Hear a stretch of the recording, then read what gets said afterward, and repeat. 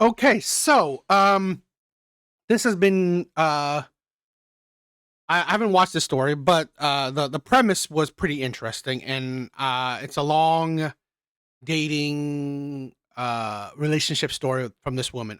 I don't really know. I think she's from Bachelors or some reality show, right? She was. So she had her own crazy relationship story. So, there were a bunch of people talking about it, so I figured why not, right? Let's check it out. Again, it's a long, probably convoluted story. It's like I think there are 28 parts, which is like okay, 6 minutes, so it's a lot. Her name is Onyeka Onyeka Ellie. I've never heard of this woman or seen her before. So that is me. She named her the series whatever, the Danish Deception. Okay, whatever. Um, I'm gonna see if I can make it fast. I'm gonna see if I could change the speed. Um,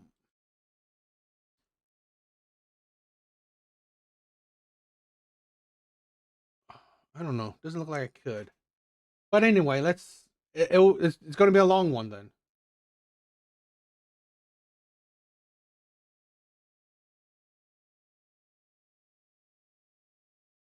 All right, let's check her out. What?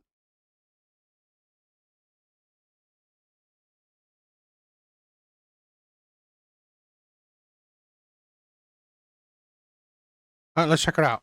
Welcome to a new series that I will be calling The Danish Deception. And throughout this series, I'm going to be going through the details and events that happened throughout my 3-year relationship with a man from Denmark who I truly believed was going to be the love of my life and the father of my children. And I now believe him to be the most despicable, two-faced, narcissistic, evil person I have ever encountered in my entire life. And I know a lot of you are probably thinking that's a very heavy statement to make. Believe me, I mean every single word. I know a lot of you are probably wondering, why are you sharing your life's most intimate and traumatic experience with a sea of strangers? Well, there's a multitude of reasons, but there's 3 big ones. And Clout, validation, clout, validation, and I don't know, sympathy. I'm going to share with you the first 2 reasons, and the third one I'm going to wait and share with you at the end of the series because I don't want to give anything away. But the first reason is that this is my way of telling the world that love is a powerful, powerful drug. And if you're someone that's knowingly or unknowingly in an unhealthy or toxic relationship, I want you to know that love is a powerful drug, and it clouds our judgment, and it makes us think in ways we wouldn't think otherwise. And if you're someone that's also trusted the wrong person, you're not alone, and you need to give yourself grace and compassion because it happens every day. I agree. I do agree. I agree that love clouds our judgment, right? This is why, in my honest opinion, I always think it's stupid when we blame others. Right? It's like, oh my god, he lied. Oh my god, this, that. Well, at the end of the day, you were the idiot. You let love cloud your judgment. Plain and simple. You let love, um, blinded you to the red flags. So you have only yourself to blame. And I'm pretty sure I'm gonna say that a lot through her little series. The second reason is that this is my way of protecting others, and whether it be someone that might encounter my ex, or let's be real, there's some horrible people in this world. I want to protect other people from going through what I went through. And if there's one person that can watch these videos and see some signs in their relationship that they didn't see before, and they can remove themselves before too much damage is caused, then it's 100% worth it for me to do what I'm doing. Let's be honest. I mean, I guess if it helps, it helps. But at the end of the day, people don't listen. People don't listen to others, right? People, I don't know. I mean, they just prefer to make their own mistakes. Guys are about to hear is going to be one of the most beautiful love stories you've ever heard in your entire life. And for that reason, I need to make sure you guys all prepare yourselves because it's going to take a very drastic turn. And this is going to be one of the most insane roller coaster of emotions that you guys have been on. And if you were a fan of the Who the Fuck Did I Marry series, unfortunately, the story you're about to hear is significantly worse. And it pains me to say that. This next part, I'm actually going to channel my inner Risa Tisa because I loved the way she did her introduction and disclaimer video. Everything you're about to hear is the truth. The Danish Deception, part 1. Okay, so it all started in June of 2022. I was in a place in my life where I was working 2 jobs. I was working like a dog and I knew I needed a break. So I reached out to my friend, Sarah, who was living in Germany at the time with her husband. And I said, let's take a trip. Let's go somewhere in Europe. And she was so down. And we were trying to decide where we wanted to go. And we decided to go to Hvar, Croatia, because we wanted somewhere that was like a cute local town that was by the water, but it wouldn't be as crazy busy as other places in Europe. And so we decided to go to Hvar. We flew to Split first, met there, took a ferry over. And at first I was just so amazed at how beautiful this place was. And so the first night I was a little bit jet lagged. So we kept it very chill, grabbed dinner, then went back to our Airbnb. And the next morning when we woke up, we had literally 2 things on our agenda, and that was to eat and drink and be by the water. And well, I guess that's 3 things, but yeah, eat, drink, and be by the water. So we went to Hula Hula, which if you've been to Hvar, you've been to Hula Hula. It's this beach club that's very well known there, and it's right on the water. And we're laying in day beds, kind of off to the side, minding our own business. How are the drinks? And I said, the drinks are wonderful. We're just sipping mojitos. He said, should I get us all around? And I said, absolutely. Number 1, he's cute. Number 2, who wouldn't want a free mojito? So I said yes. We got a round of drinks and we're sipping our drinks and we just start small talking. And I asked them where they're from and they say that they're both from Denmark.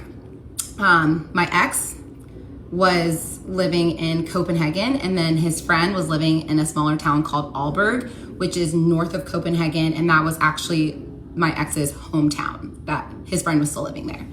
And so we were just small talking the whole time. We didn't really talk about a whole lot of things. It was just like, where are you from? And just basic things. But they were asking us, what's your plan for the rest of the trip? And we told them, we're doing a full day boat excursion tomorrow, and then we're going to dinner tonight at this place called Dalmatino. And he said, oh, how's the dinner spot? And I was like, I don't know, but I got recommended by a friend to go there.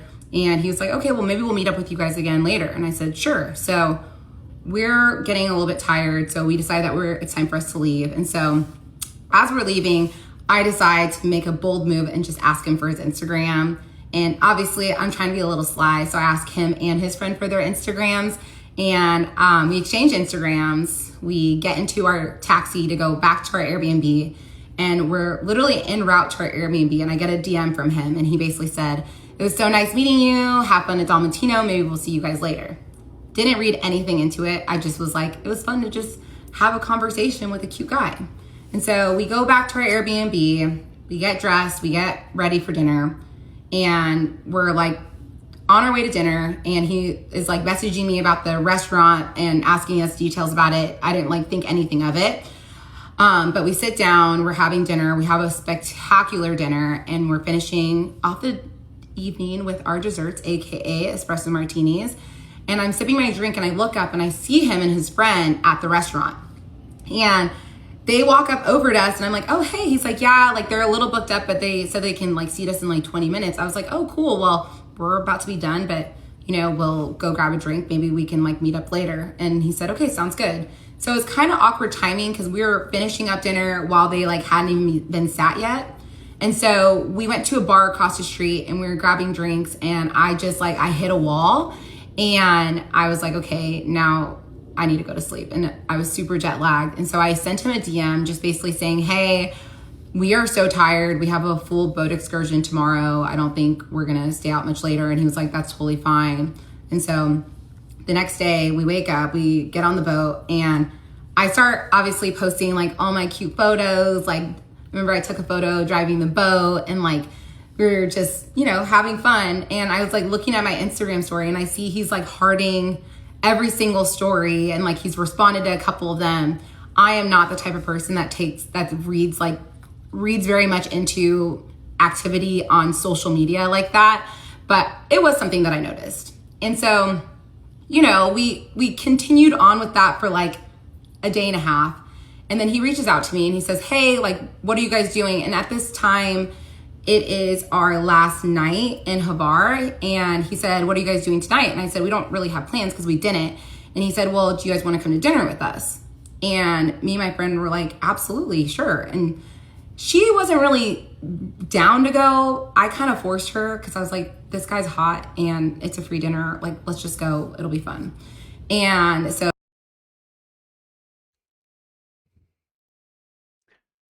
I I get it, right? I mean, he talks about him how good looking he is a lot.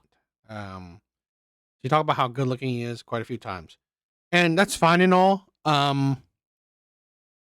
This is the thing where I'll say this for men and women. Uh, when you are so fixated on someone's looks, you will. That's another barrier for you ignoring other shit, right? I said this. If you're gonna have a fling, fine, right? How hot the person is, fine, right? If you're gonna have a situationship, okay. A hook up, okay. But if you want a serious relationship, how good looking they are, in my honest opinion, should be at the very the end of the priority list. In my opinion, it should be at the end because how good looking they are is not gonna fall into how amazing or long lasting the relationship will be. So she's a good friend, so she came with me, and we get to the restaurant, and him and his friend are sitting across from each other. So obviously, I took the seat next to him. I was sitting across from my friend, and we're sitting there. We're having a wonderful dinner and drinking tons of wine. And I come up with this idea to play this game where I'm asking his best friend to describe what my ex's type was. And because we were obviously like vibing with each other, and I was just curious.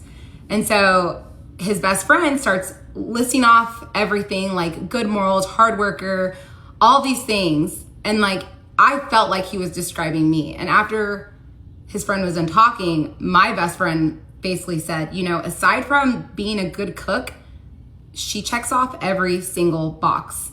And I remember I looked at him, my ex, and I said, but I will become a great cook for a good man.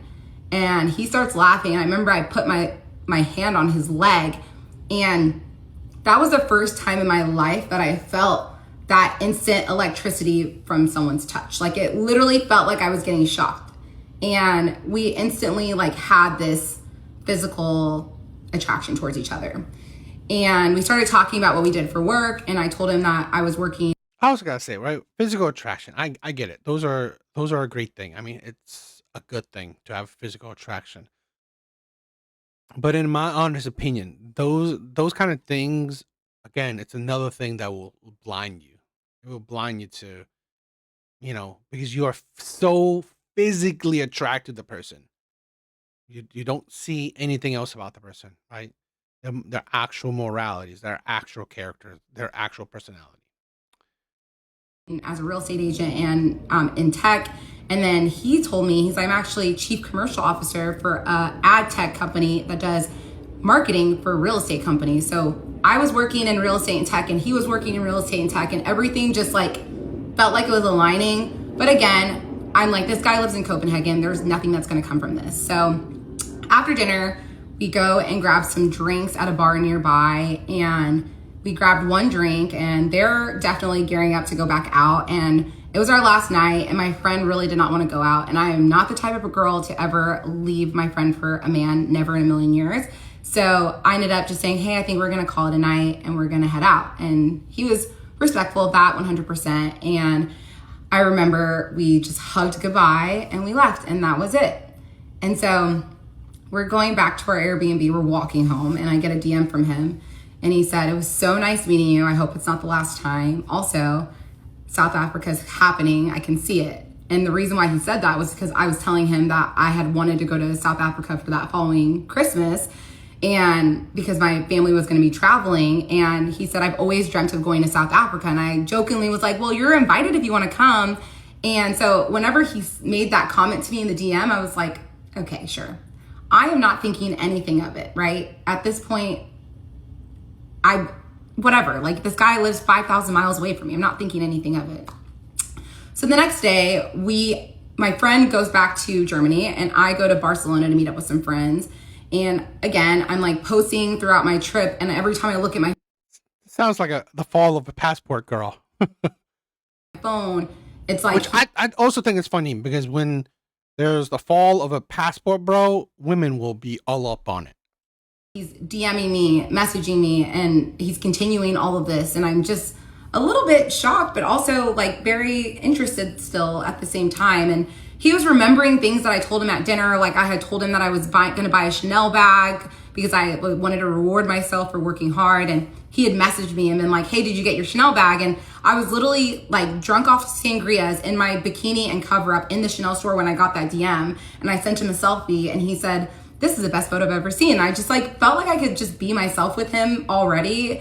And, you know, we were just getting along and having good conversation. So again, he doesn't even have my phone number at this point. We were literally just flirting through DMs. So the Danish deception part 2. Okay.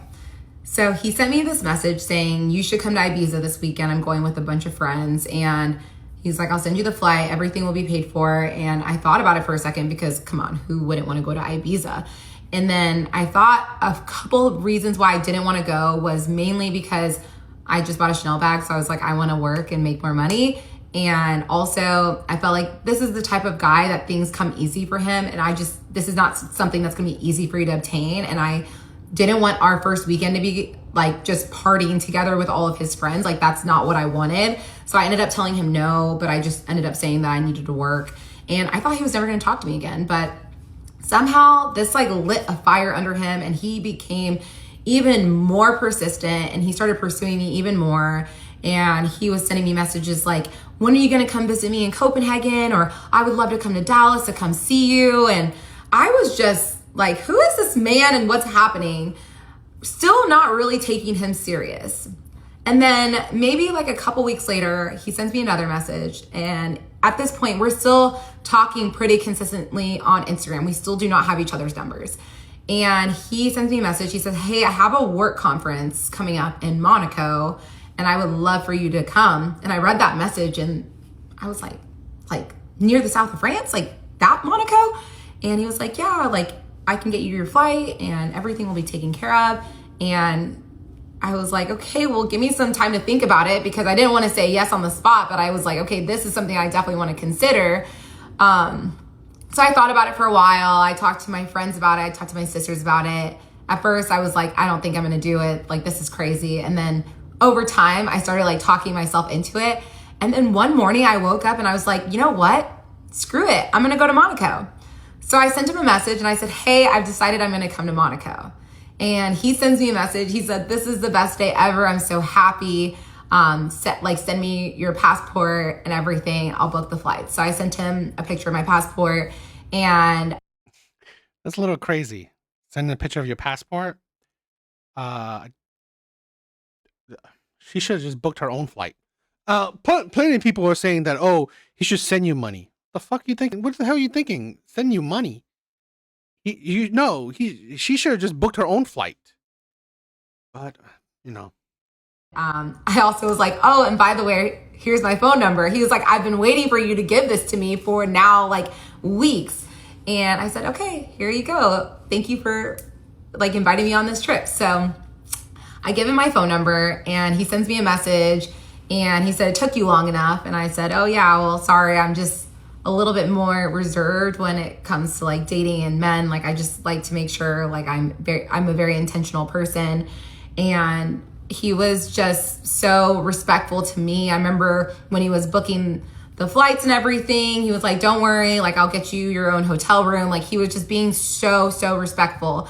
And so I remember our very first phone call so perfectly because it came completely out of the blue. It was like on like a Tuesday, and I'm sitting at my work desk, and he sends me a message. He's like, "Can I call you?" And I was like, "Oh, he wants to call me," and I'm like, I'm literally discombobulated, freaking out. Like, what am I gonna do when this man actually calls me? But I was like, you need to get together. So he calls me, I answer the phone, and he's actually in a cab to the airport. He's about to go on a work trip, and we were just small talking about our day. And I felt like those like butterflies that I felt whenever we had been together at dinner in Croatia. You hear this story, right? The butterflies and the whole thing is that this is why women cannot be with stable men, be with the nice guy. This is why women if they're with men that are stable but relatively pretty boring, very very vanilla lifestyle, they can't handle it because you're not going to easily get these butterflies. Or if they're with a man for a long time, these butterflies that women love will disappear because honestly, it's not as exciting. It's not as magical as the first time. This is why, in my honest opinion, why a lot of relationships, marriages end because women want this. And women want this 24/7. Women want this constantly. Okay? This is the danger right here. Okay? This is what women want so much. They want a jet set. They want, lavish lifestyle. They want, the man to always wine and dine her. They want the man to always, show her the amazing life. Yeah. This is honestly ridiculous. And I remember getting off the phone with him, and I was just sitting there like cheesing, like, which I don't ever do. And I was just, this guy is special. And he sent me a message, and he was like, "You are so cute. Like, I love talking to you." And I said, "I love talking to you too." And so basically from that moment on, we just started talking on the phone all the time, like for 1 hour, 2 hours a day. We started talking about a lot of things, about a lot of different aspects of our lives. He was telling me that, he was living in Copenhagen. He was living in this condo. Obviously, he knew that I lived in Dallas. And then we started talking about past relationships. And I told him, I was very honest. I said, I actually haven't had like a truly serious relationship before. I have always been a very independent person, but I do want to meet someone. I do want to like get married and have kids, but I don't feel like that pressure to like force it. Like, I have such a great example with my parents, and I really want to have like an amazing love in this lifetime. And so I'm going to take my time to find that. And I always think this personal thing. Any woman that it doesn't seem like finding a man is her priority. Okay, they just want to just let it flow whenever it happens. Just take your time. Take your time. Waste your time, in my opinion. Are the women's that will easily fall for these kind of situations, right? Where a man, the player, they easily fall the players, right? Because they're hoping, because these types of women, like she said, an amazing love, like the fairy tale shit. Well, okay. Guess what type of men will give you that? The players. Guess why they're doing it? Because they're the players. I asked him, like, what's your history with your dating? And he was like, yeah, well, I actually was in a relationship with a girl, and we were together for about 4 years. And I actually broke up with her about 4 months before I met you. And I said, oh my gosh, like, the 4 years is a long time. He said, yeah, like it needed to happen for a while. And really what happened was that she told him that she was ready to have kids, and he wasn't ready to have kids. And I guess that forced him to realize that she wasn't the one, and they were living together. So it was like a really hard situation to get out of, but he finally was able to do so. And so I was happy to hear that had been about 4 months since they broke up, because if he had said like they had just broken up, I would have been a little bit more 4 months is kind of just hesitant to pursue things, because I know like you go through a breakup, you need time to heal, but I felt like, okay, 4 months should be enough time. And then we started talking about like our families a little bit too. I told him I'm super close with my family. He said I'm really close with my mom and my little sister. I do have an older sister that I don't talk to, and basically something happened, and she was like being like physically abusive verbally, physically abusive towards his mom. And he decided to cut her out of his life because she's crazy. And I said, listen, I get that. That makes sense. Like, you should not have her in your life. And I think just like over the course of a month, we're talking on the phone for just hours. And I tell people all the time that it felt like we fell in love over the phone, because from the time that I had decided to go to Monaco to the time that I actually left for Monaco, it was a month. And we had... Now, I wouldn't fault her, because I fell in love with a woman too from a long distance relationship. So definitely, she's not alone, right? Like, again, you can be like, love makes you stupid. I agree. 100% love makes you stupid. This plan that we weren't going to FaceTime at all, because we wanted the next time we saw each other to be in person, which I thought at the time was super romantic. And so, No, I think that's stupid. If you can FaceTime, you should do it as much as possible. You should FaceTime as much as possible. It is stupid. It really is. Because this is the thing where you should be seeing the person. You should be knowing what the person is doing, where the person is at. You should be seeing the person as much as possible. So I think that's kind of stupid. we started talking about like hypotheticals. I remember he told me one day, he said, if we ever end up getting married, you're going to meet the queen. And I remember just like laughing at that comment. And he said, no, I'm being serious. And I said, what do you mean I'll meet the queen? And he said, well, my family has a royal title. And I was like, wait, what? And he sent me this link to this site. It's called the Order of the Elephants. And he said, you can do some research and then we can talk about it. And I said, okay. So I start going through the page that he sent me, and I see someone that had the same last name as him, like some old guy from like the 1700s. And I remember taking a screenshot and I said, is this your great great grandpa? And he goes, now you're getting on track. My next question to you is, how's your etiquette? And I was like, I think it's okay. And so Did you not look? Did you not look through Google? And you just looked through his whatever the link that he sent you? You could see. I think you could Google those things, right? If they are actually have royalty, you could see pictures of royal families. Sitting here like, who is this man? He's attractive. He has a great job. He has a royal title. Like, is there anything wrong with him at this point? And I have always believed in the term, it's too good to be true. But and I was feeling that 100%. Like, I felt like, when's the other shoe gonna drop? But it didn't drop that first month. It was just like, we truly fell in love over the phone. And so we are getting closer and closer to the trip to Monaco, and I start packing, and I feel like that's like when the nerves start hitting me, was when I'm packing, like, oh my goodness, this is actually happening. And I remember my sister was like, you need to put air tags in like all your bags. And I'm like, I don't need to put air tags in anything. Like, I trust this man. Like, I know. Well, that's interesting. Well, I should probably say it. Like, it's going to be okay. Like, every part of me felt like so safe with him already, which was crazy because I hadn't really spent much time with him. Maybe this is trauma from being on The Bachelor. I'm not sure.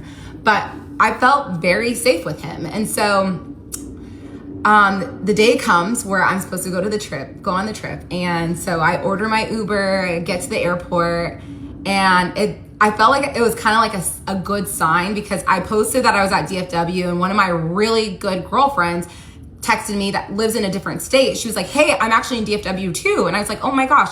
So she comes, meets me at my terminal. She's like, where are you going? I go, I'm actually going to Monaco to meet this guy that I met in Croatia. And she was like, this is insane. And so I just felt like seeing that friend was like a good sign. I don't know why. And I ended up just boarding the flight. I remember boarding that first flight. I had a layover in Madrid, but boarding that first flight, I was sitting there and I was like, this shit is really happening. And all the nerves are just taking over, but I'm like, take a chill pill. It's going to be okay. You're going to get there. It's going to be fine. And at that point I was like, okay, the worst thing that happens is like, he's a crazy person and I have enough money where I can like just book my own hotel and I'll just have a good time by myself. Like, it'll be fine. So I like had that backup plan. But yeah, I had my layover in Madrid, and then my next flight was to Nice. And so I boarded my flight to Nice. It was like a really quick flight. And I get to Nice, I land, I get my bags and baggage claim. I send him a text. I said, I'm here. And I'm rolling both of my bags, about to walk out, freaking out. And I always think, right? If a man says that his lineage is royalty, you can Google that. So, to be honest, I don't know why you didn't Google that. I mean, like, again, if a man says, "Oh, I work in tech," okay, fine, whatever. I don't know how much there's to Google, but if you hear a man says, "Oh, you can meet the queen," my family's royalty. I mean, come on, that is something you Google, right? Average man shit. He's an engineer. He works for Apple. He works for whatever. I'm not saying those are average men shit, but I mean, men that are like, okay, sure, it's a job title, cool, but royalty. I mean, come on. If you have parents, if you have family members that are within royalty, I mean, that's something to Google. the Danish deception, part 3. Okay, so I'm walking out of baggage claim. I have my bags to him. He hugs me, but like he picks me off the ground and he's hugging me and I'm hugging him back. And then he puts me down. He looks at me. He goes, "Hi, Bambi." And that was a nickname he used to call me. And I was like, "Hi." And didn't you just say you just met him recently and he's calling you a nickname already? we just proceed to make out in the Nice airport for 2 straight minutes. And I am not the type of person to ever do that, but I just felt so much attraction towards him and I just did not care. And I remember that we were in the taxi going to the hotel and we had to put ourselves at like an arm's length because we were just like going at it, like kissing. And I was like, this taxi driver is gonna start feeling super uncomfortable. So we're like, we need to stop. And so we get to the hotel, we check in, we get to the hotel room, and let's just say we had a wonderful time, multiple times. Mom and Dad, I am so sorry for that part.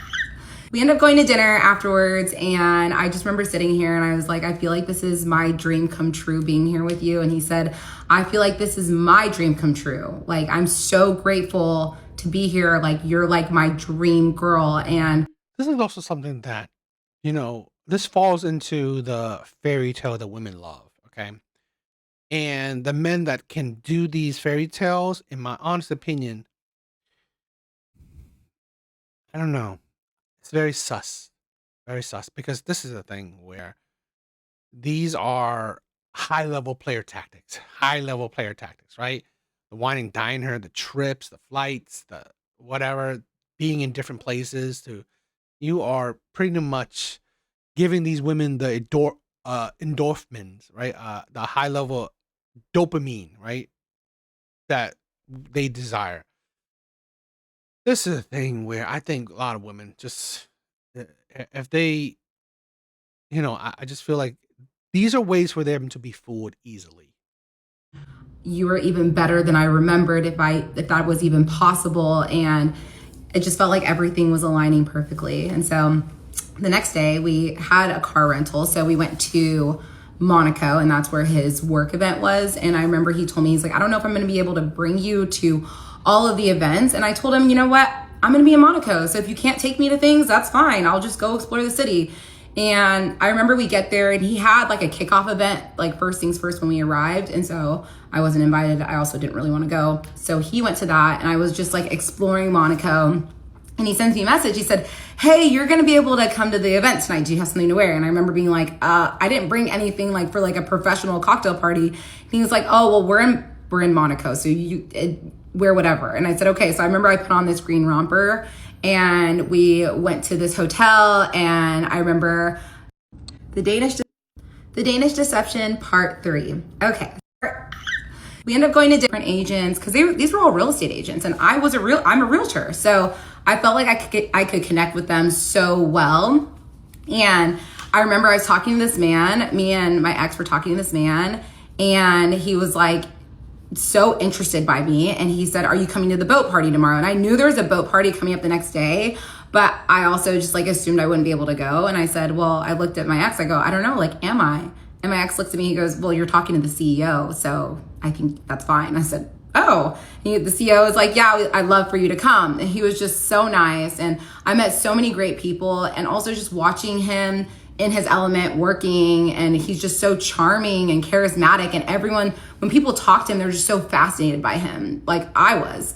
And so we had a great night, and then the next day was a boat party, and I remember I was just hanging out on the boat again, just watching him go talk to all these. It's weird, right? I mean, he has all these connections. He's traveling all these places. He's doing all these things, and yet he's still able to scam her. I think the whole premise of this is that this man scammed her. So it's like, it's weird. I mean, like, I don't know. So far, it's like, if he knows all these people, if he's doing all these things, if he's traveling to all these places, it sounds like he already has money. Customers, and I didn't understand a word he was saying, but I just felt like he just looked like he was super smart. And later on that night, I remember they had another event, and I wasn't invited to that event, which is fine, but I came and met up with him afterwards, and we got drinks. And the next day we decided to head to Saint-Tropez. And I remember we get to the hotel in Saint-Tropez. This hotel is so nice. I've stayed in 5-star hotels before, but like I've never stayed in like 5-star hotels that are like a full suite with like private pool. And I like looked up the room, and it was like 1,500 to like 2,000 euros a night. And I'm like absolutely not used to this. And I remember telling him that, because I'm not the type of person to like walk into something like this and be like, oh yeah, like I'm used to this stuff. I'm not gonna be fake. So I told him, like, I am not used to staying in hotels like this, or like especially specifically suites like this. And he was like, well, you know, while we're together, I want you to know, like, I want to give you the world. And I was like, thank you so much. Like, I feel so grateful. And I remember telling him that in that moment. And later on that, I'm sorry, right? Any woman, this is why women want high value men, but I said this before. I'm sorry. Now, I don't, it doesn't sound like he scammed her in the way that he was cheating or anything, but this is the thing, right? I mean, like, women got to stop thinking that there are perfect men out there. They got to stop thinking that. If he's giving you all this, there's got to be something wrong with him, right? There's got to be something wrong with him. So, so far, what do you guys think? I've shown it on the third part, so I might have to skip certain parts. But this is the thing: a man can give you the world, but they usually mean like in the love aspect, or do their best. I mean, giving you, whining and dining you. Eh. at night we go to L'Opera, and we're having a wonderful time, drinking great wine, having good food. And if you've been to L'Opera in Saint-Tropez, it's very much a party restaurant. Like, you have dancers on the tables. It's like, it's a party scene, but like, you know, that's also like kind of like my vibe when I'm like, you know, have a couple of drinks in me.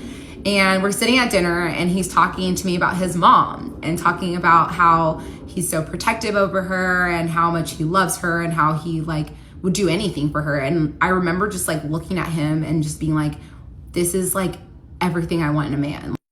If a man is going to treat his family with respect, the chances of him treating your family with respect are so much higher. And I just felt like I saw his heart, and it just made me just fall for him even more than I had already. And I guess my thoughts had translated to my face, because he picked up on some expression, and he was like, what is it? And I was like, nothing. He said, tell me. I go, nothing.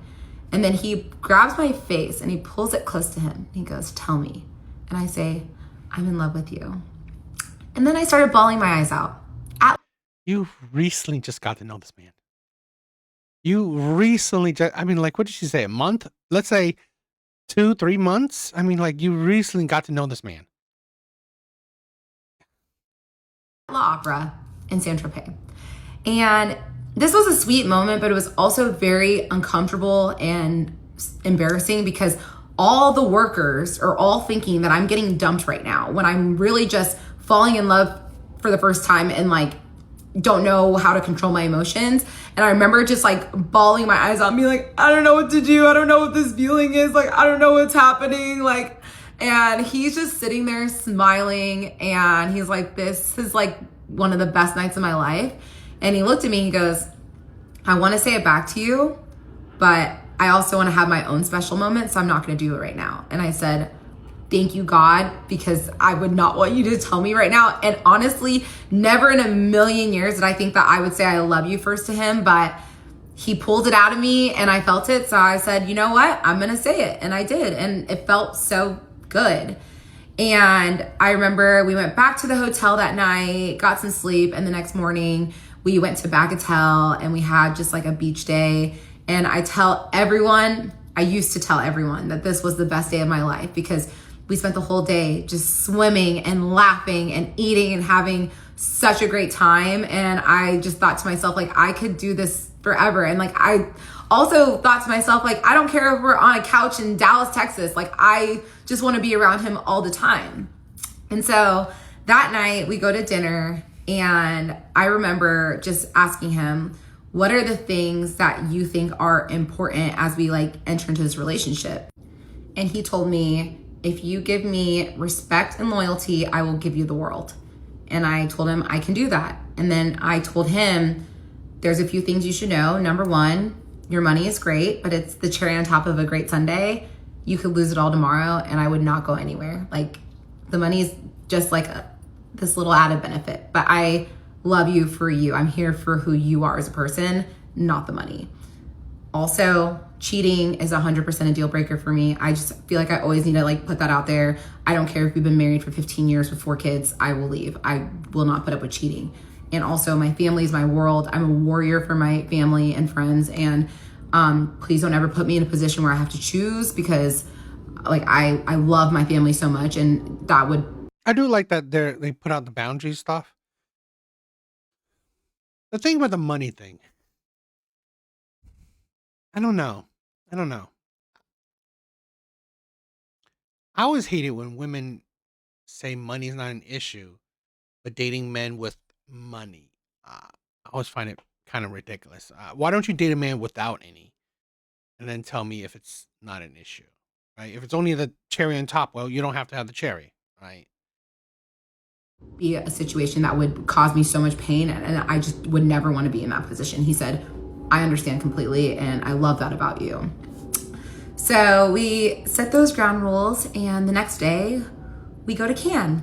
And I remember that first day in Cannes, we're having a great time. We went to the beach for a little bit, and then we decided we're gonna go shopping. And he tells me, you can pick out whatever you want to buy, you can get it. So we're going to like Cartier, we're going to Chanel, we go to Dior. I see this yellow bag I fall in love with, but I felt so uncomfortable because I don't want this man to think that I'm with him for his money. And I didn't want him to feel like I was using him. So I remember just being like, oh, it's okay. Like, I love this purse, but I was like, it's just okay. And we end up going to Dolce & Gabbana, and I pick out this nice pair of $200 sunglasses. And he looks at me, he goes, dang, you're cheap. And I said, I'm a simple girl, even though I wanted the Dior bag. But I wanted him to know that I was there for the right reasons. Oh my gosh, bachelor trauma is still kicking in. And so later that night, we decided to go to dinner, and we're eating dinner, and I go to the bathroom. And this is the thing where women can easily fall in love because of the shallowness, right? Spending money on her, trips, nice places, being in nice places, right? Nice restaurants, nice hotel rooms, all this stuff. You know, this is what women fell in love with, the shallowness, in my opinion. Now, of course, added benefit, he's like, I don't know, trying to say that he loves his family and shit like that. Okay. But again, you are within the confines of like a beautiful environment, a beautiful situation. So it just made you more easily or susceptible to, falling for this man really quick. And I had myself a fall going to the bathroom, going up the stairs, and everything went black. And I will continue on the series in part 4. The Danish Deception, part 4. Okay, just to recap, we went to Monaco, then we went to Saint-Tropez, and I'm like, what the fuck is happening? But no one was speaking any English. They're all like screaming in French, freaking out. And so I pass out again, then I come to again, and finally I'm able to say, someone go get my boyfriend, and then I pass out again, then I come to again, and then my ex is sitting next to me. And I see him and I'm like, what is going on? He's like, I don't know what happened. I think you fell.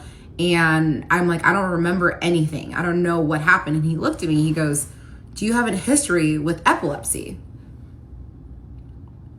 I'm like, epilepsy? No, I don't have any history with that. I was like, why? He said, because you've been having seizures for the past 10 minutes. And I was like, seizures? I have never, ever had a seizure in my life. So this was shocking news, but I also wasn't like all the way there. So I was just so confused at what was happening. And I remember touching my head and then I looked at my hand and there was so much blood. And then I like started looking around and everything felt wet. And I was like, oh my gosh, I was going to the bathroom. So I look at him and I ask him, I'm like, is this pee? He was like, no, they just like dumped water on you. And I was like, okay. And so they basically told us that because the streets in Cannes are so narrow, they couldn't bring an ambulance. It had to be a fire truck, which I didn't care. I just wanted to get to the hospital. So these firemen come and they get me up and I stand up, I look down, look at the puddle of water, then I smell my dress. I go, oh my gosh, this is urine. So you're telling me that I've been dating this man for 3 days and he is now sitting in a pool of my urine and my blood, watching me have seizures. I was just I couldn't believe that this was the reality of what was happening. I get into the truck and they take us to the hospital and I'm still freaking out at this point because I literally don't know if I have like a severe brain bleed or what's going on. And they take us into the waiting room and they're about to take us back. And I remember the nurse said that my ex couldn't go back with me because they still had super strict restrictions from COVID. So he had to wait in the waiting room. And I remember just freaking out because no one is speaking English at this point. And I don't know what to do. I'm so terrified. I feel so alone. And I remember just looking at him and he could just see the fear in my eyes. And I'm like, I don't know what to do. He's like, just stay calm. I was like, okay. And he ends up leaning into me before they tell him that it's time to go. And he tells me, before you go, I just wanted to tell you that I love you. And I just remember being like, really? Here of all places? He was like, yeah, I wanted to tell you. And I said, I mean, I was so grateful to hear it from him, but also I was like, are you only telling me this because you think I'm about to die? And so a lot of things were going through my head. And I ended up going back, getting a CT scan. They ended up saying, hey, everything's good. You just have a severe concussion, hence why I had seizures. And they're like, you're gonna have to get 4 stitches in your eyebrow. You guys can kind of see the scar. I'm wearing makeup, so you can't really tell. So after I get my stitches, I go back out to the waiting room and I see my ex and I automatically just feel this sense of protection and safety because he made me feel so calm and I was just so grateful to him. And if you watched the Who the Fuck Did I Marry series, I truly believe that this whole experience was the equivalent to Risa Tisa's tire blowout before she met her ex-husband. And God was telling me to run far away from this man. My bad on misinterpreting this message. And I just thought that this was God's way of telling me that this man's gonna keep me safe. And clearly, that wasn't the case. But we leave the hospital and we go back to the hotel. And obviously I couldn't sleep because I had a severe concussion. So we just stayed up talking all night. And the next day I went to go get all my prescriptions and then we went to the airport and it was a really, really tough goodbye because I was just so sad to say goodbye to him. And he had already booked a flight to come visit me in Dallas in 10 days. He booked it before I even went to Monaco because he told me he was so sure of me and of us. And so I knew I was going to see him in a little bit over a week, but it just wasn't enough. And I just wanted to be with him 24/7. But I said my goodbyes to him and I was like, you know what? It's going to be okay. I'm going to see him soon. Hopped on the plane and went back to Dallas. And it was really difficult to come home for multiple reasons. The biggest reason was that I had to tell my parents that not only did I have this crazy accident, but I also am in love with this man that lives in Denmark. And that's just not a easy conversation to have with Nigerian parents. And if you know Nigerian parents or if you have Nigerian parents, you can already assume how this unfolded. Obviously, they support me and they love me and they're wonderful parents, but they were also scared and like, what are you telling me right now? But I dropped the ball, and over time, like, they were so supportive of me and my decisions. I will say the bigger challenge was healing from the head injury, because I was just doing crazy ass shit. Like, I remember I got into the shower with my socks on and I ran out the door with my bonnet on, chasing Smokey through the streets because I thought he ran away, even though he was inside the house. And to this day, I still think I have lingering effects because I'll add all these filler words and like what I want to say in my head, I think it, but I can't figure out the words sometimes. And it's very frustrating at times, and you will notice it throughout this series. And it's not something I used to do, but I need to, take on some more of like the financial responsibilities in this relationship. I'm more than happy to do so. So what do you think? And I said, well, at this point, we had been dating for like a couple weeks. So I didn't feel like I was in a place where I could insert my opinion. So I told him, like, whatever you think, I'll support you. And I also didn't know jack shit about real estate investments in Copenhagen. And also, I had just gone to the south of France with him. That whole entire trip, I had spent 15 euros the entire trip. I tried to pay for stuff. He would not take a dime from me. So at this point, I almost am like searching for a way to prove to him that I'm not with him for his money. So I told him, I go, if I need to, take on some more of like the financial responsibilities in this relationship, I'm more than happy to do so, because this is a partnership and you're there for me when I need you, and I'm going to be there for you when you need me. And he said, I appreciate you saying that, but I don't think it's going to come to that. But thank you for saying that. I said, of course. So many women in her comments saying she should be there for money. So many women are just corrupt. So many women are honestly just disgusting. Offers on it, and his offer wins apparently by like 1,000 euros. And he decides he's going to move forward with this property maybe a couple days before he came to visit me in Dallas. And I was fully supportive of him buying this property, 100%, because he's a successful businessman. And if he thinks this is a smart move, then I trust him. And also, the money was a whole separate other thing. I didn't care. All I cared about was being with him. So he's coming to Dallas, and I'm getting excited, not just because he's coming to see me, but this is a trip where he's going to start to meet my people, and it's getting real. And so I remember he was flying into Dallas. It's the middle of September, and I made this sign. It said, "Welcome to Dallas, my Danish Deception Part 5. Okay, so he comes out of the baggage claim past customs, and I see him, and immediately I'm hit with a realization that I've got it so bad. And if you've never been in love before, falling in love for the first time is like getting swallowed by a current, and you don't even know it's there, and you're good one moment, and then before you realize it, you're in deep and there's nothing you can do to control it. And that's how I felt. And I knew this man has the power to destroy me. And that was exhilarating, but also terrifying at the same time. And I was just really excited to integrate him with my people. And most importantly, I was excited for him to meet Smokey, who is just my world. And watching the way he was with Smokey, they instantly became best friends, and Smokey grew really attached to him. And I mean, I knew I had fallen in love with him, but I realized I hadn't even scratched the surface when I saw him with Smokey. And so we did a lot of things that trip. So we went to a Cowboys game. We went to a retirement party for a partner at my accounting firm. We went to a couple dinners.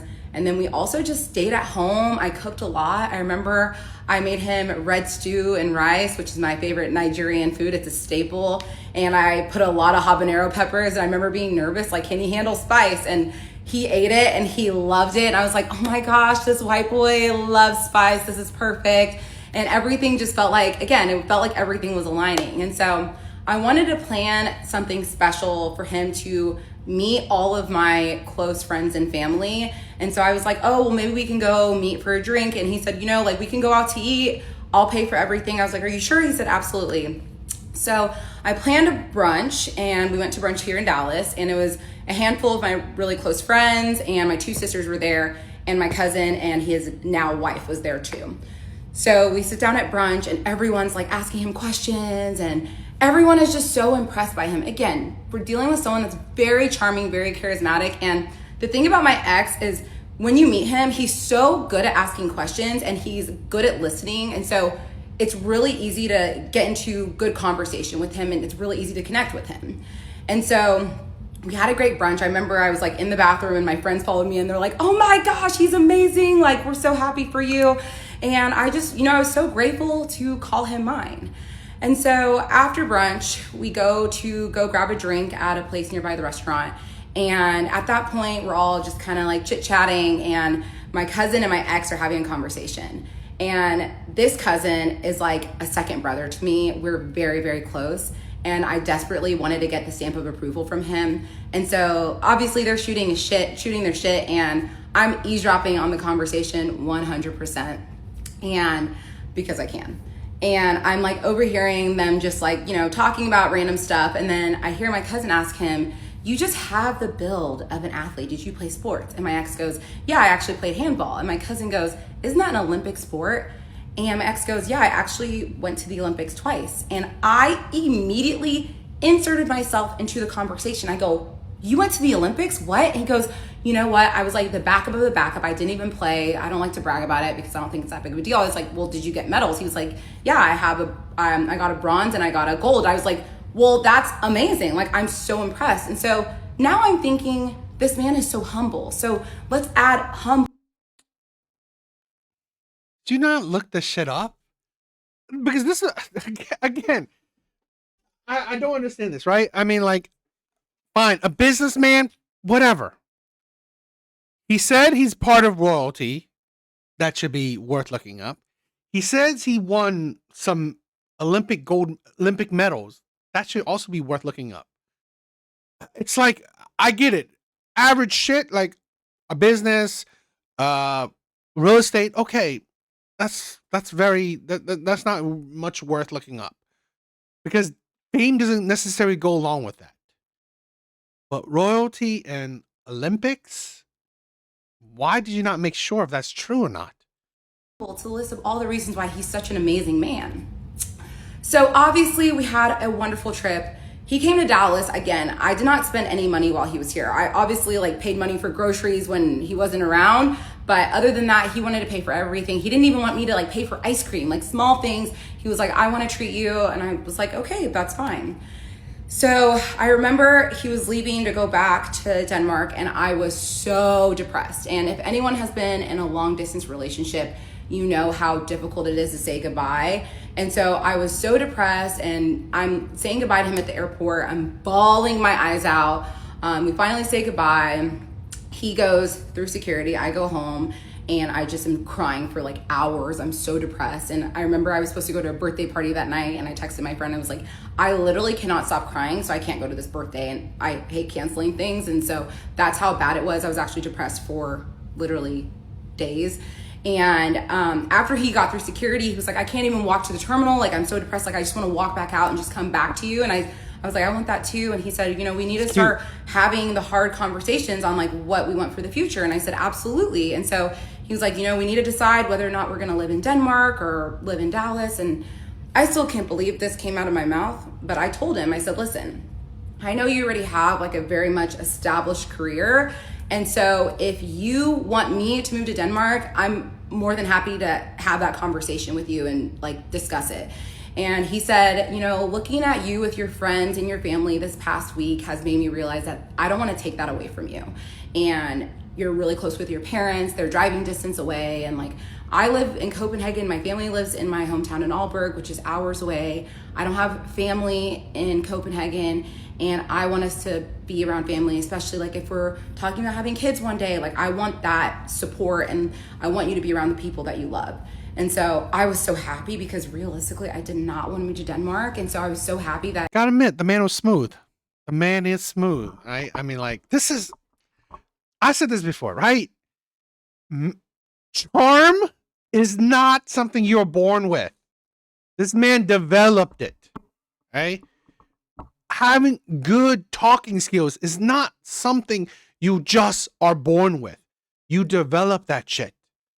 I've always said, personal opinion, A man that's a good talker, you question that shit. I'm sorry, anybody.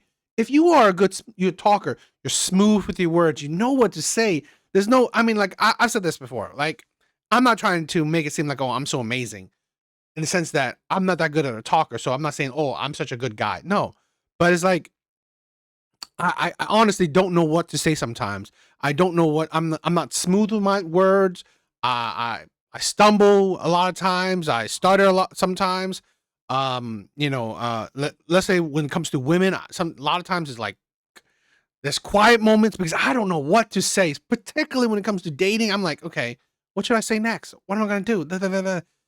And it's like I'm not good at it. But men that can really know, you always know the words to say. I have some friends that are good players, right? They are players. I'm not one of them, right? They always know what to say. Like every moment, in any moment, they have something to say. They have, and I was like, God, I'm like, because a lot of times, right? When I'm like, there's a moment that something happened. Okay, I'm thinking about it. Okay, minutes later, it's like, oh, you know what? I could have said this, but it's like kind of fucking too late, right? That's how my brain works. It's like, oh, you know what? Oh, this is a good something I could have said, but it's kind of too late now. But like the men that like just knows what to say, when to say it, is like that's top tier shit right there. And in my honest opinion, that's something you gotta question, right? Because, like I said, he's developed it, and if he's good at it, I don't know. You gotta say why, because This man is willing to give up everything to be with me. So I was so excited about that. So he was gone for about 3 weeks to a month at this point, and he hadn't booked his flight back to Dallas yet, and then he booked it on like a Thursday, I remember it. So now we're in the middle of October of 2022. He books his flight and he said, okay, I'm coming next week, Wednesday. And I said, okay, perfect. And I'm getting all excited again. And so I called him Friday morning, and keep in mind that there's a time difference. So it's like about 7 hours. So whenever I wake up at like 5 or 6, he's basically halfway through his day.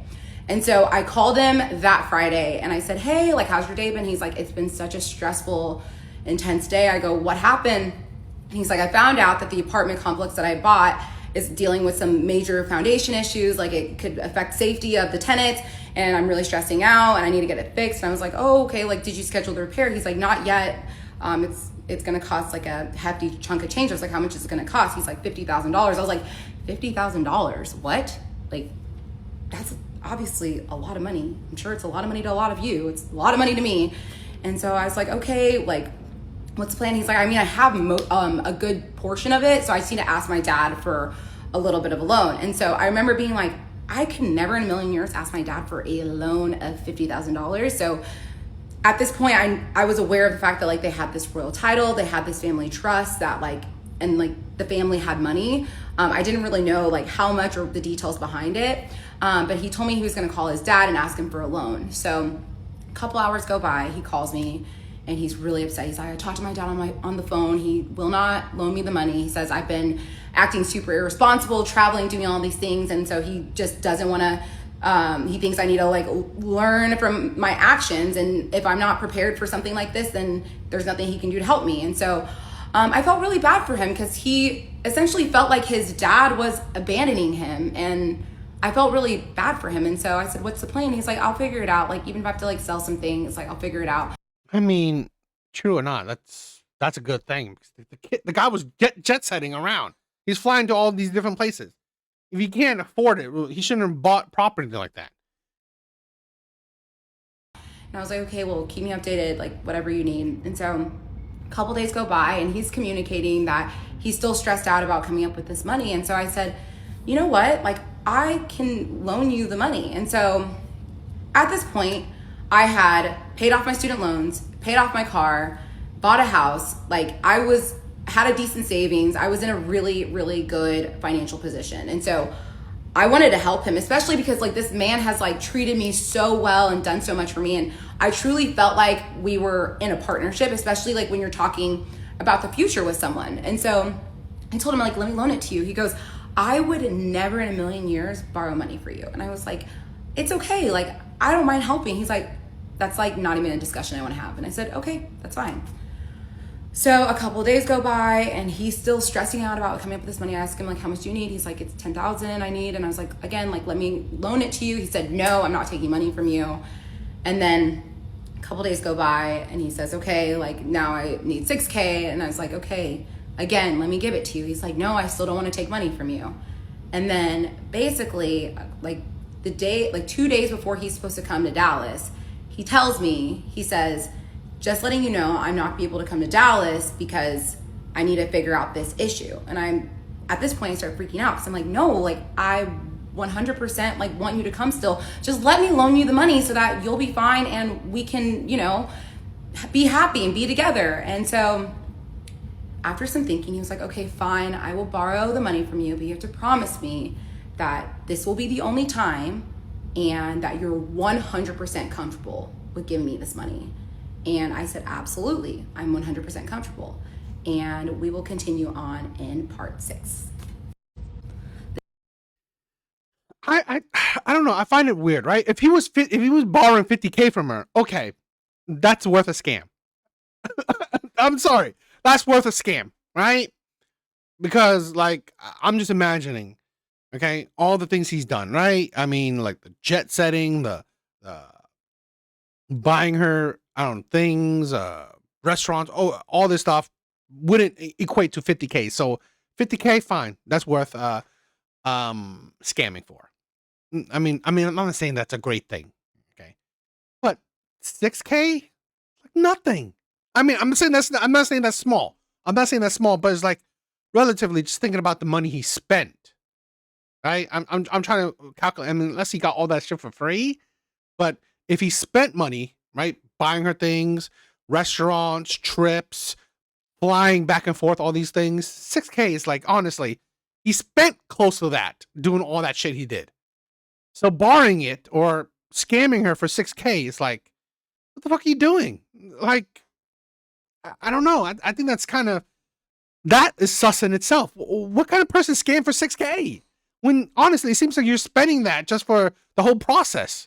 Danish Deception Part 6. Okay, so I've decided to loan him this money and he's agreed to it. So I download this app, it's called Revolut, and it's kind of like Venmo where you can send money internationally instantly. So I download it. It took like a day to like verify all my information, and I was able to send him the 6K, and the next day he flew into Dallas to come be with me. And so that trip was really fun. We really didn't do a whole lot. I remember we just like went to the state fair and we went to dinner like once, and the rest of the time we just hung out at home. And I remember it was hard for him because he was dealing with some really bad back pains, and I think it was just because he was flying a lot, and he said he injured his back when he was playing handball. So I remember I was giving him like back massages like almost every single day because it was really, really bad.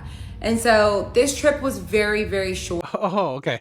I saw his comment. He collected back all the money he spent on you till that point. That's interesting. That is interesting. I didn't think about that.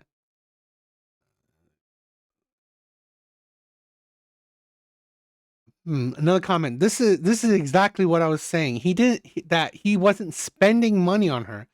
He was investing, and he knew that the returns would be there. Interesting. I didn't think about that. So essentially, he got back the money he spent on her. But it's like, is that really worth a scam?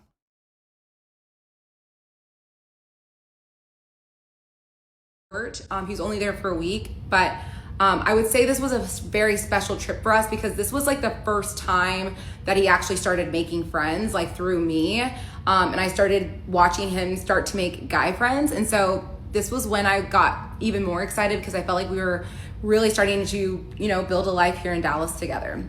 So he leaves, obviously, again, I'm depressed again.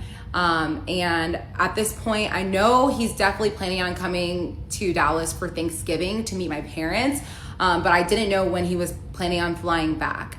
And so basically he's gone, and I feel like the second he leaves, like everything just kind of like starts to like fall apart for him. And so For starters, his back pain was getting like much, much worse. He was complaining about it every single day. Like he would text me in the middle of the night being like, it hurts so bad. Like, and I felt terrible because I wanted to help him, but there was nothing I could do because I'm living 5,000 miles away. On top of that, his uncle, who was really sick with cancer, had passed away, and he told me the funeral was going to be the next week. And I remember telling him, I wanted to say this, right? The whole thing when he asked for a loan, there were some comments that said, what was it? Let's see. Okay. There's a comment that said, the Danish deception. Okay, there's a comment that said, from a woman, am I the only one who gets super irate when a man tells me his financial woes? Although that this is a scam or whatever, this just proves to me that a lot of women are honestly just not worth dating. And it's like they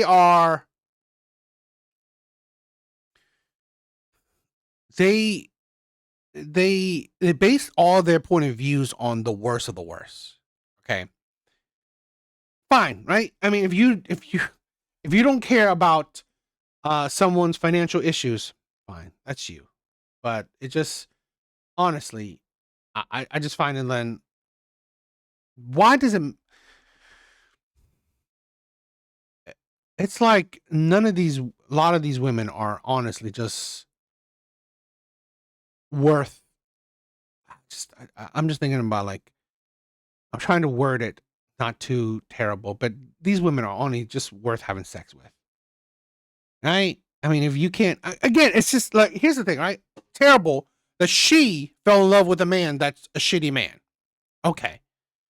But now because she fell in love with a shitty man, any situations that happen with the shitty man, you equate it, okay, I'm not going to do that because shitty men, right?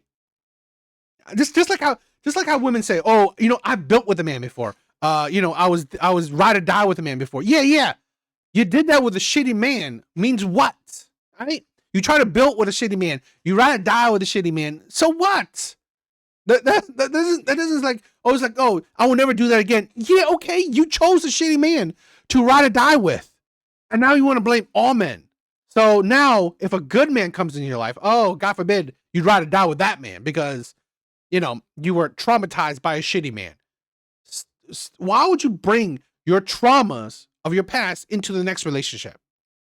And this is why women's past matters. I've said this before, and a lot of men have said it before. This is why women's past matters. This is why, honestly, body count matters, right? Because the past matters. You will bring those traumas into the next relationship.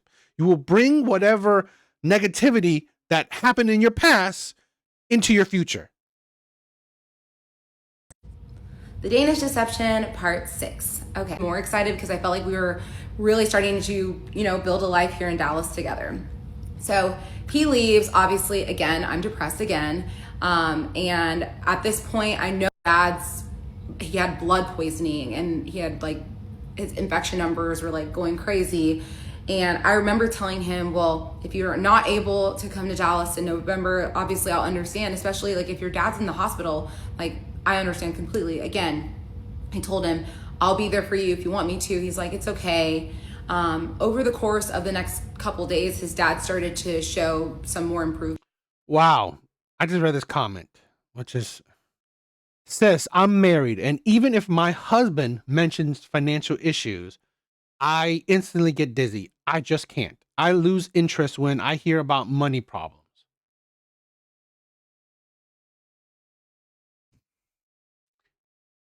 When you let women just freely talk, okay, freely express, no inhibitions, you will understand women. This is why, right? Men say don't talk to women about your issues, right? Women prove it. Women prove men right. This is the thing where I'm not saying, social media is 100% representation of real life. No, but I believe a lot of times the internet shows you people without no inhibitions, right? Where you can be completely free, where nothing is holding you back. There's no shame to it, right? you're shameless, so you can go crazy as you want. Because literally, I just told you that comment, and then you wonder why men don't go to women with their issues. You prove men right. And this is the thing with, oh, not all women like that. Yeah, you're right. But how would he know which one is? Literally, she's married to the man. So how would he know if she is the one that, you're married to a woman? So you would expect that, what, she would care, but obviously she doesn't. So really, you don't know. You don't know. So you better off just not doing it at all. So he ended up deciding to come to visit me in Dallas. So now we're in November of 2022. So he comes back to Dallas, and basically this was a very exciting trip because, number one, I used to be on the board of an organization called UIU. It's a nonprofit that celebrates Igbo Nigerian culture, and my culture is so important to me. And so I was the event coordinator for the Dallas chapter, and I was so proud of this. Like, we had just won chapter of the year out of all the chapters in the nation. It was just such a huge accomplishment for me and my whole board. And I remember my cousin, who I told you guys I'm really close with, he was the president.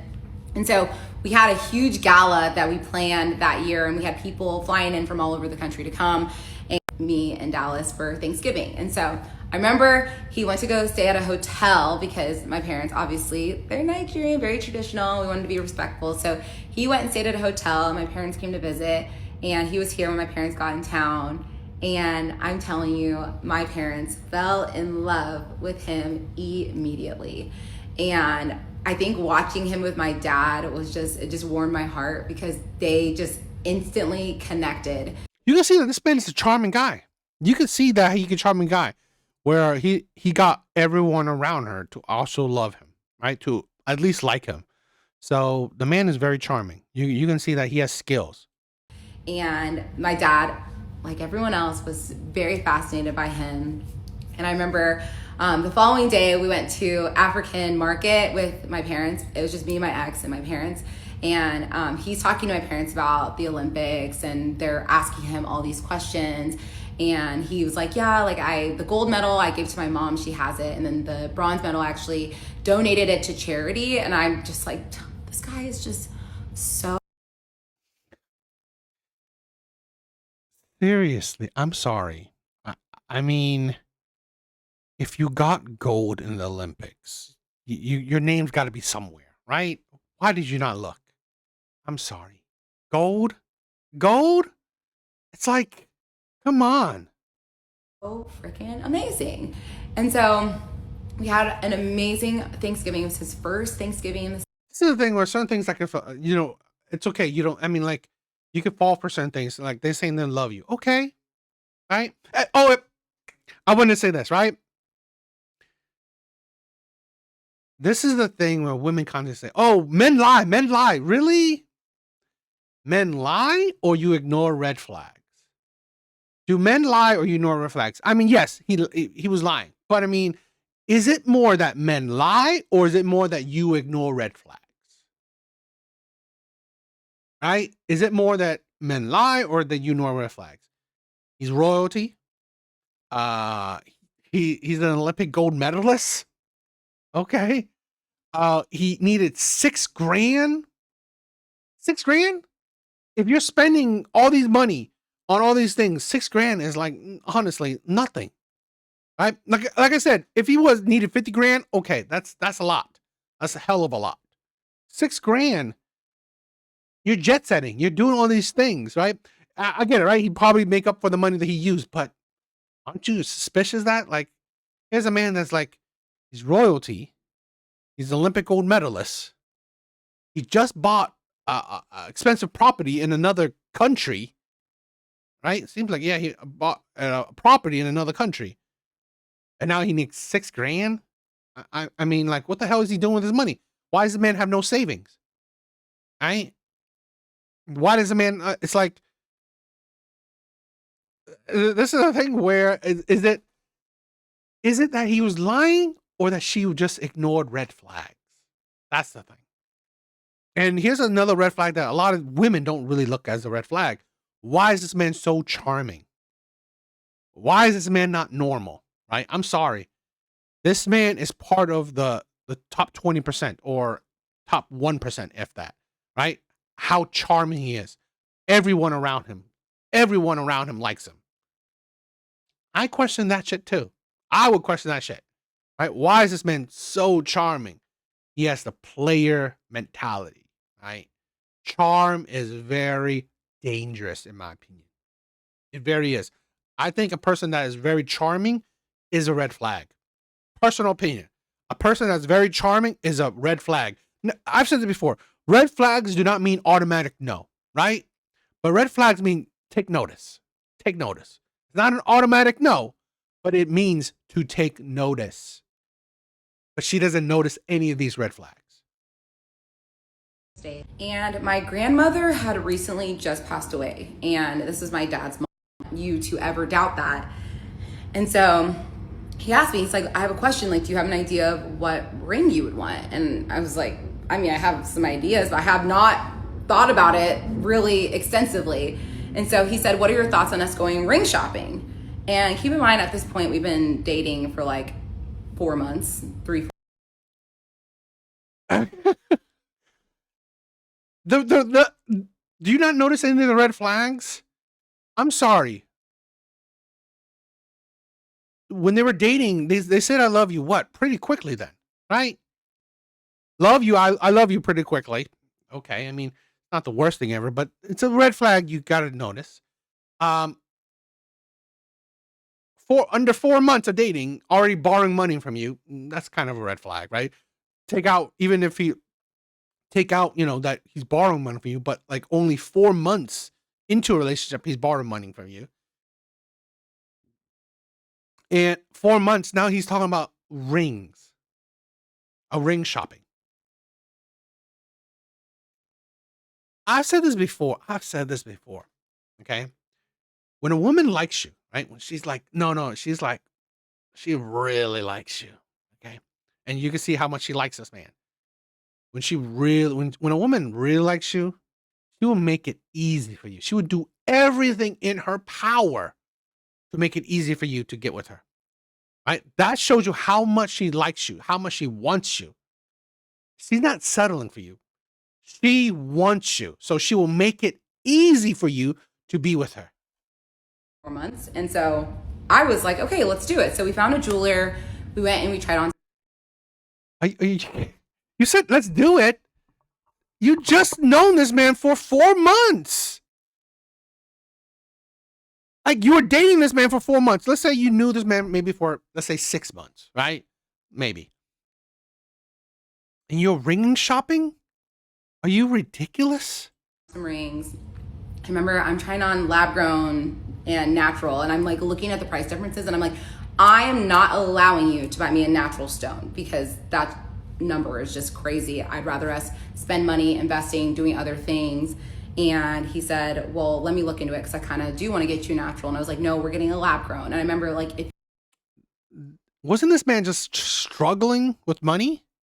He just had to borrow money from you, and he's buying a natural, real diamond ring. Does that make sense? Why is this man borrowing money from you and spending money like it's nothing? Come on. This is the thing where I get it, right? I mean, hindsight is 20/20, right? You're looking from the outside after everything, but it's like, this man literally just borrowed money from you. Literally just borrowed money from you, and now he's spending money like it's nothing?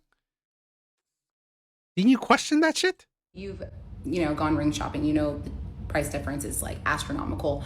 And so I remember I picked out a ring that I really. Oh, and I gotta say, diamonds are not worth it. Diamonds are not worth it. It's honestly, it's controlled.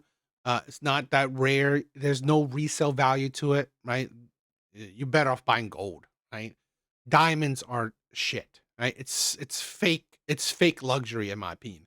Diamonds are fake luxury. If you want a diamond, then you might as well buy lab grown.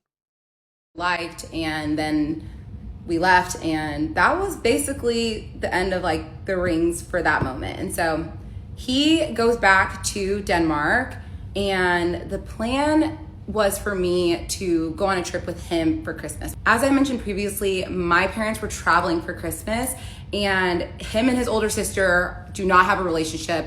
Like, they can't be in intimate settings together, so they alternate Christmases. Like, he had last Christmas, so this Christmas was her Christmas. So we already had planned to spend Christmas together. And so I always think this, right? That's another thing you gotta think about. If there is like tension in your family, right? You gotta know why. You have to know why. That should never be a secret. I'm sorry, right? Because this is part of the vetting process. Why? Is it because of him or is it because of her? Those are things you gotta know. If he doesn't have a good relationship with his parents, why? Is it because of them or is it because of him? You have to know these shit. originally we were talking about going to South Africa, like I mentioned. Okay, Danish deception part 7. So he tells me that he needs to get a back surgery and he does not want me to come to Denmark because he wants me to meet his parents with him there because there's a serious language barrier, and he wants to make sure that I can communicate with them through him. And he's like, I don't want you to be using Google Translate to talk to them the first time you meet them. And yeah, and at first I was really upset because I felt like he wasn't treating me like I was his family. And I remember having a conversation to my mom about it because I was really frustrated. And she asked me, she said, do you think his parents know about you? And I remember I got really defensive because I told her, in what world would his parents not know about me? And I told him, you know, I really want to be there. I was still kind of like pushing on him for like the full day. And I remember like that was like one of our first like little fights. At this point, You were dating for 4 months. It happens, right? There's a world where even if you were serious, his parents might not know about you. Because one, it's like, if you're not meeting his parents, then the chance of him knowing you, there's no guarantee that they know you. had not fight at all. Like, we have not had a single fight in the last 4 months because it's December of 2022. And so I told him, I said, listen, I really want to be there for you. And he was like, honestly, I don't want to like fight about this anymore. Like, let's just put this to rest. And I remember being frustrated because I also didn't have plans for Christmas because my family was going to be traveling, and I had planned to spend Christmas with him. So I remember I reached out to my best friend, Natalie. I was talking to her about the situation, and she said, why don't you fly to New York, spend a couple days with me, and then we'll go spend Christmas in Boston with my family. And I said, okay, like, we can do that. And so I brought up the option to my ex. He said, I think that's a great idea. I obviously don't want you to spend Christmas by yourself. And so I said, okay. I think that's a red flag as well. That's a red flag. Why would you not want your girlfriend, right? If she can, spend time with you. Why wouldn't you want that? Your back surgery, why wouldn't you want your girl to be around you when you're having a medical issue? That is another red flag. It's weird. Why wouldn't your man not want you around him on holidays when he has an issue too? Why? That works. And I'm obviously extremely sad because at this point I hadn't seen him in weeks, and now I don't know when I'm going to see him again because he's getting the surgery on December 21st. So I make plans, book my flight to New York, and a couple days before I leave, he told me, you know, maybe what we can do is you can come to Denmark maybe a couple days after my back surgery because the doctors say that I need to be up walking a couple days afterwards, and I think it's just my mom that's gonna come. So what we can do is you can come meet my mom and we can go see like the Christmas lights, and at that point I'll be able to translate and everything. And so I said that's fine. So I was like, I'll fly to New York, go to Boston, spend Christmas with my friend Natalie, and then I'll also have like an extra bag packed for like things to wear in Copenhagen, and just make sure I'm prepared to figure out what the plan is whenever he tells me. And so I think we had decided that it was December like 26th or 27th that I was gonna go to Copenhagen and then spend like a week there. So I go to New York, have a great couple days with my friend Natalie, and then on like the second day I'm in New York, I get a message from him, and he said, oh my goodness, my dad's back in the hospital. And I'm like, oh my goodness, I'm so sorry to hear that. He's like, his infection numbers are bad again, his blood poisoning again, and he ended up getting diagnosed with leukemia. And I just, I wanted to be there for him. And I said, like, do you want me to come? Like, I want to be there for you. Like, I don't want you to feel like you have to navigate through these things without having like your partner there to support you. And he said, right now, I just need to like focus on my family. And I think it's a red flag. Another red flag, right? So if you're going through things, you would want some more support. It's a red flag. I'm grateful for you to be here, but I also don't want you to meet my dad for the first time in a hospital bed. And I'm obviously frustrated because I really want to be there for him, but I also don't want to be too pushy because I'm like, this is your family, your dad's in the hospital. I don't want to put too much on him. And so we made the decision that I was just going to be kind of like on standby, which was fine because I was with my best friend. This awful person, like, why is she treating you like this, especially at a time when your dad is not doing okay? And so he calls me, he's like, I'm just so upset. Like, I want to get away. And I said, well, let me know what you need from me. Like, I'm literally a plane ride away. And he said, well, I obviously, like, now that I'm like, don't want to be around my family, I would love to see you. And I said, okay, well, I can book a flight to Copenhagen and come stay with you. And he said, I don't know. I just kind of feel like I just need to get out of Denmark. And at that point, he was obviously in his hometown in Aalborg, which is 4 hours north of Copenhagen. And so he took a train back to Copenhagen. He's spending Christmas completely by himself. So sad. And we're still trying to iron out what the plans are. And he, again, tells me, I want to leave Denmark. And I was like, are you sure? Because at this point, like, I knew that I wouldn't say we were having like financial issues, but I knew like obviously there was like a little bit of tension with like all of his expenses that were adding up. And so I was like, it might be easier for me to just fly there and I can just stay with you. And he's like, I just really want to get away. And I said, okay, where do you want to go? He said, have you been to Paris before? And I said, no, I actually have not been to Paris. And he's like, well, let's do Paris. And I said, okay. This man, I'm sorry. This is why a lot of women, I can see why a lot of women can easily get fooled. Literally, this is a man that's financially irresponsible. Did you not just borrow money? Did you not just borrow money from her? Now you want to travel more. Instead of, you know what? Fine. This woman, if she has the money, she travels to you. Awesome. Spend time with her. And but it's like this is why you're not seeing the red flag, because you love him, right? Yes, love is making her blind. But it's like, that's not 2 + 2 = 4.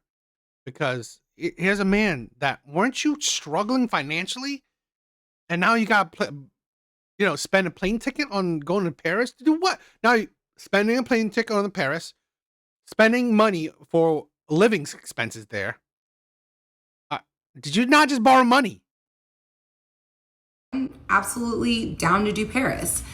And so I look at flights. I book a flight from Boston to Paris, the layover in Iceland, and I leave on the 26th and I get to Paris on the 27th and I see him. He meets me at the airport. We arranged our flights to make sure And it is crazy. Did he not just dealt with his back issues? Surgery? If you had surgery, isn't that like months of healing? And now you're flying? Why you not put 2 and 2 together for that? We landed around the same time. And something I need to add is, before I had gone to Paris, he had told me that he had made a train. Yeah, and why is he going to Paris while his dad is in the hospital? And did you say not leukemia and stuff? It's like, seriously? Wouldn't it make sense? You just wanted to stay there around to transfer from his business account to his personal account. And obviously in the States, when you make a transfer like that, it's just like a click of a button. Like, I have a business account, it's a click of a button. But he told me that in Denmark, when you make a transfer from your business account to your personal account. It actually has to go through the IRS. They take out the taxes and then they deposit the money into your personal account. And I'm over here thinking like, that's so crazy. But I also know like Denmark is a foreign country that I don't know anything about. I didn't question it for a second. And so he said, I'm just gonna ask my mom to give me a quick little loan so I can obviously cover everything with Paris and whatnot. And I said, okay, just let me know what she says. And then he basically came back. Asking your mom for a quick loan. Why the fuck are you traveling and asking for loans from so many people? This is a thing where if a man is constantly asking for loans for a whole bunch of people, I mean, this is the problem with like women, right? You don't need a wealthy man. You just need a stable man. A man that has his shit down. I've said this before. Women always say, oh, it's what's the problem? Either dating a rich man or a poor man. No. How about a man in between? A man that has his shit together. How about that? How about dating that type of man? A man that has his shit together. A man that can pay all his bills and not begging for any money. That doesn't need you to pay for anything for him. That's it. He's not like buying you LV, but he doesn't need to. He's taking care of his shit. How about those type of men?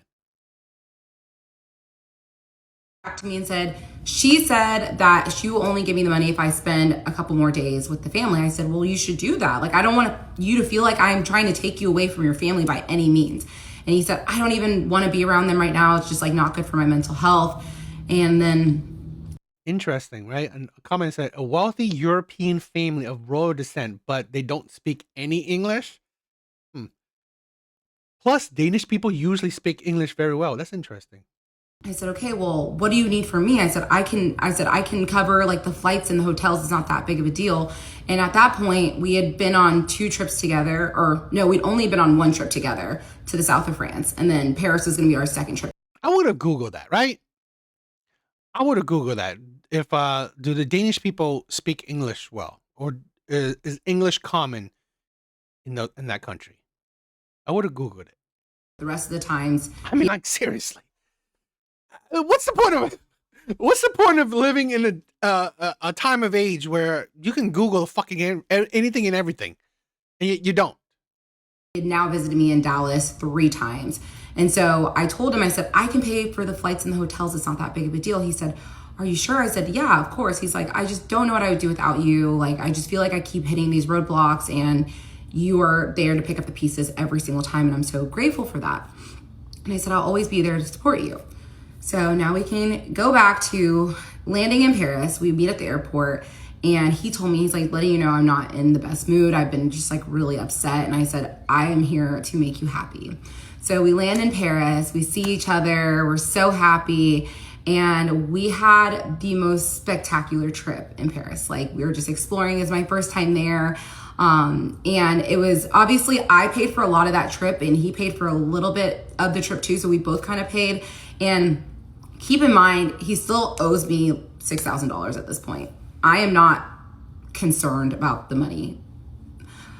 I don't know why I should have been concerned. I should have been noticing these red flags like, bro, like, where's my money? But again, this is someone that I am planning on marrying, and money at this point, like, money comes and goes, and I wasn't focused on that. I was just focused on us. So we finish our trip in Paris, say our goodbyes, and we start just, getting depressed as we always do when we say goodbye. And I board my flight to Dallas, and he asked me, what are your thoughts on us meeting with an immigration attorney just to get an idea of what the process entails? And I said, absolutely, I would love to do that. Obviously, I had Googled and looked into a few things, but nothing concrete. So you do know how to Google. Interesting. And 4 months, and you're already looking for immigration shit. At the time, one of my best friends was working part-time for immigration attorneys. So I reached out to her. I said, hey, can I get her contact information? And she said, yeah, of course. She gives me her contact information. And I call her. We set up a meeting. And obviously, still the time difference. He had a work trip in Norway that he was at. And at this point, also, little side note, we had started sharing our locations while we were in Paris. So I had his location at this point, and I could see that he was in Norway. And he also FaceTimed me from the hotel room. So he was in Norway, 100%. And we had a call with the lawyer, and we were discussing the process. And she tells us it's going to take 18 months for you guys to get all of this process after the time you get married. And I was like, 18 months? She's like, everything is super backed up because of COVID. I always want to let my clients know this stuff so that they are fully prepared. And I just felt like that sounded like such a long time.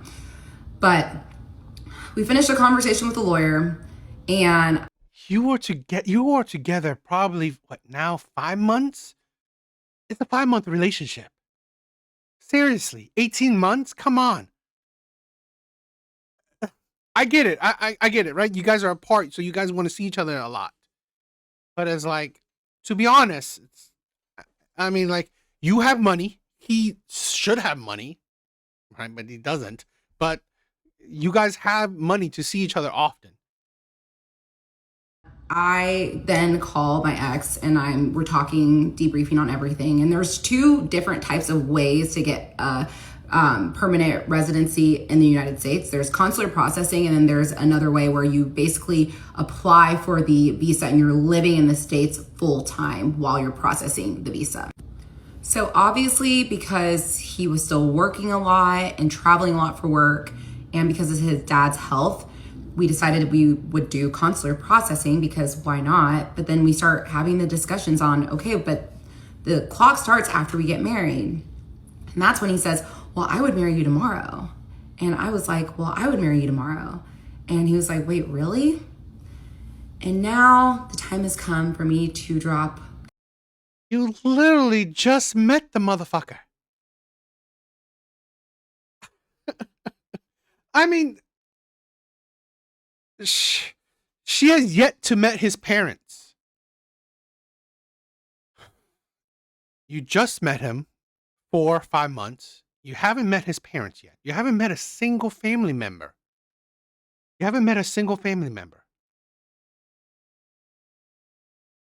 You're crazy. The Danish Deception, Part 8. I was not going to leave you guys hanging, but I do have a wedding tonight, so this will be the final part of the evening. And just want to let you guys know, I need you to bear with me. I have a family with you, so the decision was very, very simple. And so he already told me about a month prior that he had reached out to his realtor about putting out feelers about selling his home. Because at this point, now that we're getting married, he's like, I'm going to just try to spend as much time in Dallas as possible. And I was absolutely okay with that. And so in the beginning of January, he had told me that his realtor got an offer off market for his place. And I was like, that's great. And he was like, I'm going to probably take a loss. So, I mean, I'm just trying to get as much as my down payment back. And I was like, how much are you going to end up getting back? He said, probably around $500,000. I was like, well, that's, a good solid base for us to have. And I was more than okay with that. Keep in mind, he still does owe me money at this point. So they end up going under contract. The plan is for the house to sell by the end of January.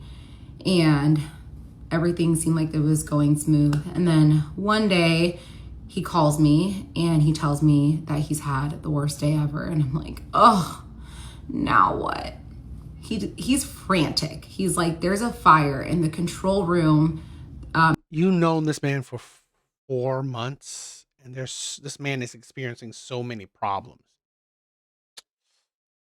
You gotta question that shit.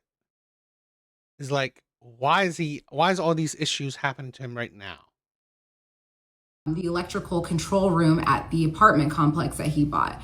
And he's just like, I don't know what to do. He's like, there's no power. Like, no one has power. He's like, I just paid this guy $2,000 to bring generators to power up the whole entire apartment. I have an electrician coming. And he's like freaking out. And he basically used all of his money he had to put towards like the generators and paying the electrician for as much work as they could do. And I was like, okay, like what now? And he was like, I need help. At this point, he has now asked me for help. He said, can you send me $5,000? And I said, yeah, of course, I can help you. Again, love is a powerful drug. I hate myself. I hate this. I hate that I was so willing to help him, and it is what it is. But I sent him the $5,000. He tells me that his insurance is going to cover it. He's going to be able to pay me back. So you've known this man for probably about 5 months now, and he's already gotten $11K out of you. Interesting. Love is a powerful drug. Love is a powerful drug. And also, like, I'm mindful of the fact that his house is supposed to close at the end of the month. And so a week go by and we start talking about plans for the wedding. And so at first we wanted to go to Vegas, and then we looked into it, and Denmark does not recognize wedding marriages that are done in Vegas, because you can get the marriage certificate and get married in the same day. Same thing with Colorado. Shout out to Denmark. I love that rule. But we're like, it's fine. We should just save money. Let's just do it in Dallas, and then we can go do a little weekend trip to Broken Bow, Oklahoma, which is like this cute lake town. I'll say this, right, for women. If a man you've only known for 5 months is asking you money, maybe take that as a red flag. Same thing with men. I'm sorry. Okay. If a woman is like, besides for, let's say, a dinners, let's say dates, right? Besides for dates, if she's asking you for money, leave. Don't deal with her. Right? If she's asking you for money, I'm good. I'm not doing that shit. I've had women literally ask me, "Oh, could you pay for a gym membership for me?" It's like, girl, we're not even dating. Right? We're not even dating. So no, I'm good. I'm sorry. I this is a thing where you haven't proved anything to me. Right? You haven't proven anything to me. What Chief said, right? Let's say in these 8 videos, what has he literally proven to her? He's proven to her that he can wine and dine her. That's it. He hasn't really shown her anything of him character, right? He hasn't shown him how he acts around his friends. Not really, besides for the first time. He's not shown how he acts around his family, because she's never met his family. She's never met his family. By video 8, she sounds like she's never met his family yet. So really, what has he shown her besides a whole lot of charm, a whole lot of whining and dining, trips, places that she's never. I mean, like, what has he shown her? And that can be our honeymoon. And he was like, okay, that works fine. We can do that. At this point, he has his flight booked to come back to Dallas in the end of January. Now we're in 2023. And he tells me that one of his really close friends that owns a plumbing business, and my ex was actually gone. And it's funny, right? They said, right? You married him without meeting his family, without seeing where he lives. You've never been to his home. Girl, you don't know nothing about him besides what he's shown you, right? Godfather of this man's son. This is confirmed. And he came to him and said that his partner in his business is like doing some like shady stuff. He's like scared that he's going to get like implicated. He wants my ex to buy out his partner, and he's asking him for a loan of $250,000. And I'm like, wow, that's a lot of money. And this time he asked me, and we're about to get married, so now I feel like I can insert my opinion about the situation. So I asked him, I'm like, is this just a handout, or is this going to be a good investment? And he was like, well, I think it's going to be a really good investment. Like, he has a bunch of ideas of how to expand the business. And to me, I was like, well, if you can help a friend and have a good investment, I think that makes a lot of sense. And as you guys can already tell, I'm a very giving person. I've been very giving my entire life. I get it from my parents. They're very generous and selfless. And so when it comes to helping friends and family in need, I've always done it. If I can. This is a thing where people, the more kind-hearted you are, the more you need to be strict. I'm sorry. The more kind-hearted you are, the more you need to be strict. I've learned that. I've been very giving. I've been very understanding, loving. I'm like naive sometimes. And I learned because of that, I need to be strict. You have to have boundaries. Cannot be a doormat. Do it. I'll always do it. And so to me, I'm like, we have this money coming in. Let's invest it. And I own this house here and we don't have any big purchases coming up. So it's okay. Like I wasn't really stressed and pressed about it. And so basically I was like, okay, the house is going to close at the end of the month and then he'll be able to like pay me back the money that he owes me and he'll be able to help his friend and everything will be good to go. So he ends up coming back to Dallas. We get our marriage certificate. We set our wedding date for February 10th. And I remember the night before our wedding. You get married and his family's not going to be there. That makes a lot of sense. He got really, really bad food poisoning, which I feel like should have been another sign that this was 100% the wrong decision to make. But instead I was like, hey, in sickness and in health, like whatever happens, we're going to make it through it. And at this point, he doesn't really have any money. I remember he looked at me, he goes, I'm sick, I'm broke. You want to marry me still? I said, I don't care if you're sick and broke. I love you for you. And we're getting married and I'm sick, I'm broke. This man is like, why aren't you marrying a man that's just stable? This is what I'm saying. This is the problem with this shit, right?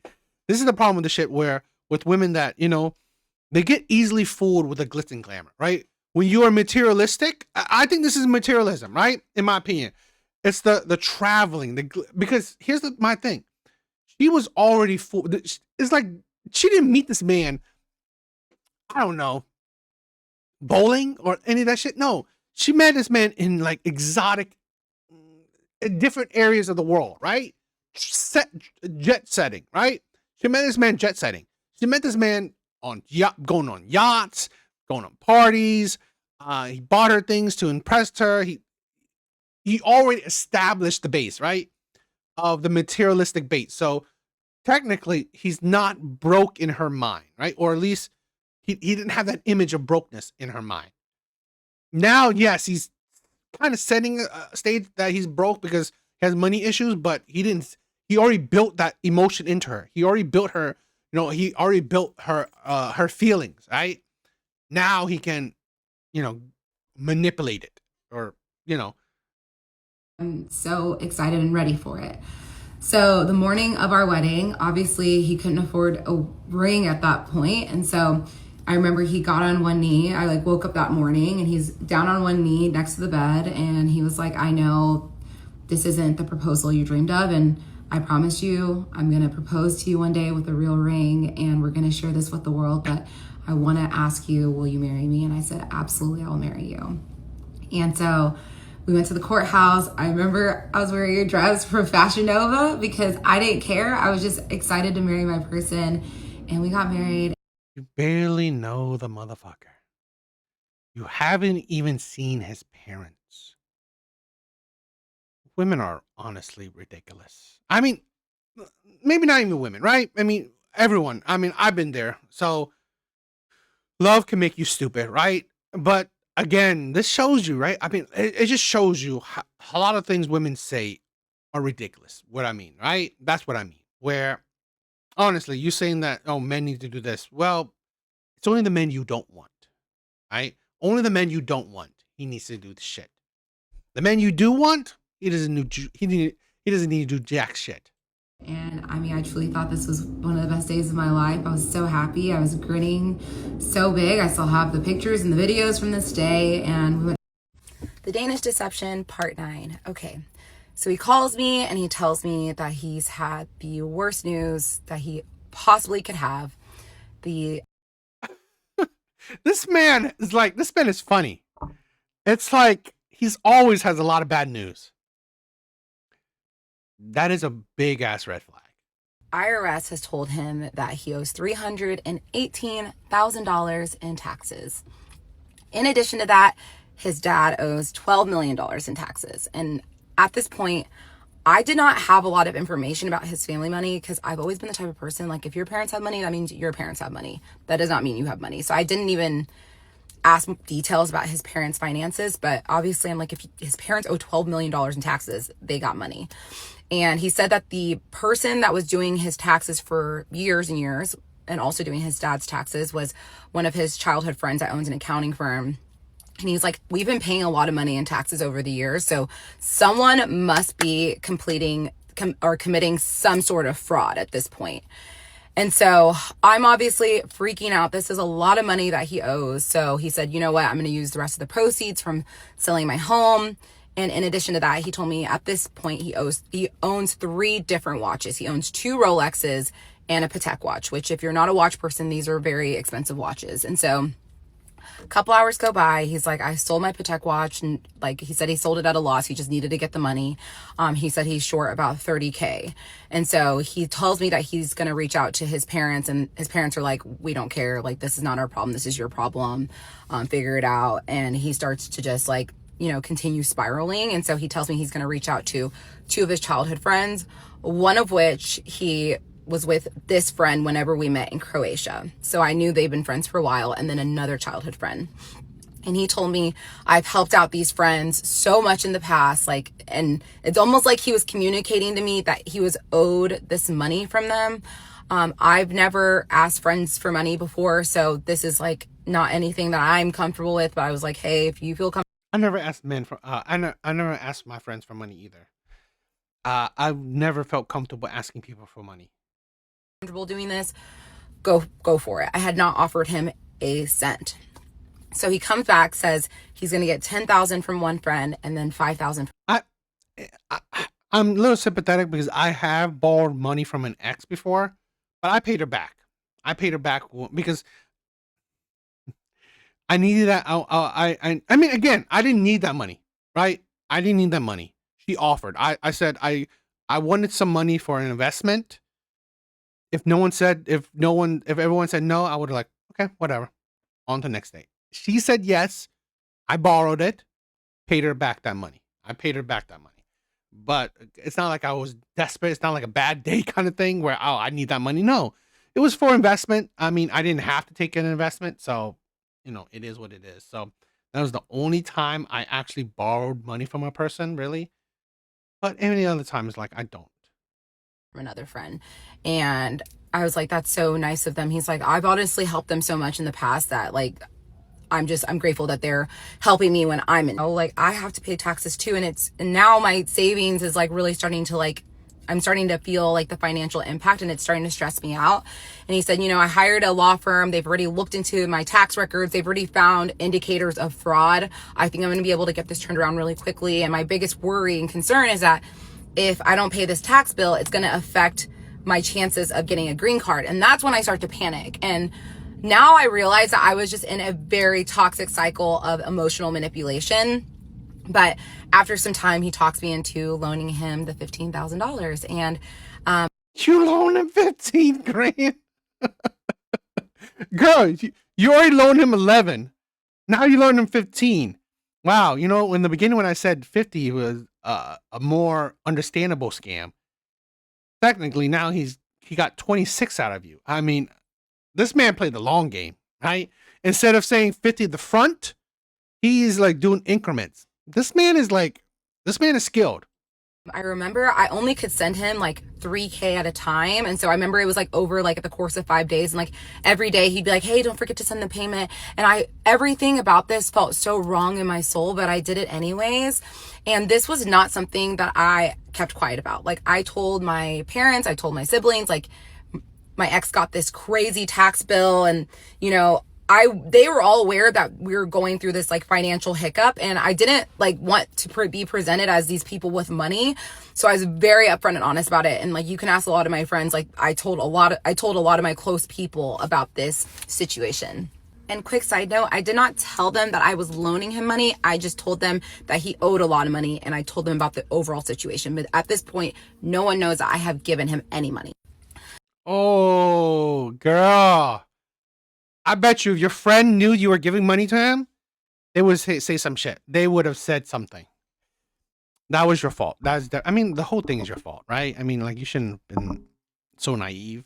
But I get it, right? Like I said, love makes you blind.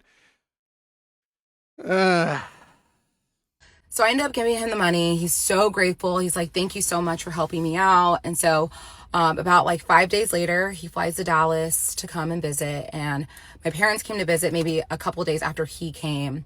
And at this point, he's staying in the living room, not in the bed with me, but he could not go to a hotel because we're like trying to be mindful with spending. So my parents definitely started to bond with my ex a lot more over this trip. Like I remember my dad brought him this Nigerian Igbo cane that my ex had been admiring, that my dad had one. He surprised him, brought him one from Nigeria, and he actually took my dad out and asked him for my hand in marriage, even though we were already married. And my dad said yes. And my dad also broke coconut in front of the family and like welcomed my ex into the family. It's just, I mean, it was really special. Obviously, we were dealing with a lot of financial stress, but I want you all to know that like I was happy a majority of the time, regardless of the stress I was going through, which is just insane to understand. But after a week, we ended up going to Cabo for one of my childhood friends' wedding. And I had paid for the portion of the wedding already because I had been planning on going by myself. And then obviously I got into a relationship, so I just had to pay like a little extra to add someone to the reservation. But we decided to go a couple days early and celebrate like our honeymoon. And so basically our flight comes and he's staying in the living room. My parents are sleeping in the guest bedroom. And I wake up and I get a text from him and he says, hey, can you come downstairs real quick? And I said, of course. So I go downstairs. I'm like, what's up? He said, one of my friends, the friend that he had received $5,000 from for the tax bill, reached out to me and said he's freaking out because his wife really wants to buy this house and he's short a certain amount of money to purchase this home. And obviously he was like, I feel so bad because he loaned it to me because he was trying to help me out. And my biggest strength and weakness is empathy. And when I saw him hurting because his friend was not able to do something because of the money. I'm sorry, girl. It's like this man is experiencing so many money issues. You didn't question that? It's insane how many money issues this man has had in the amount of what? 5 months you've known him?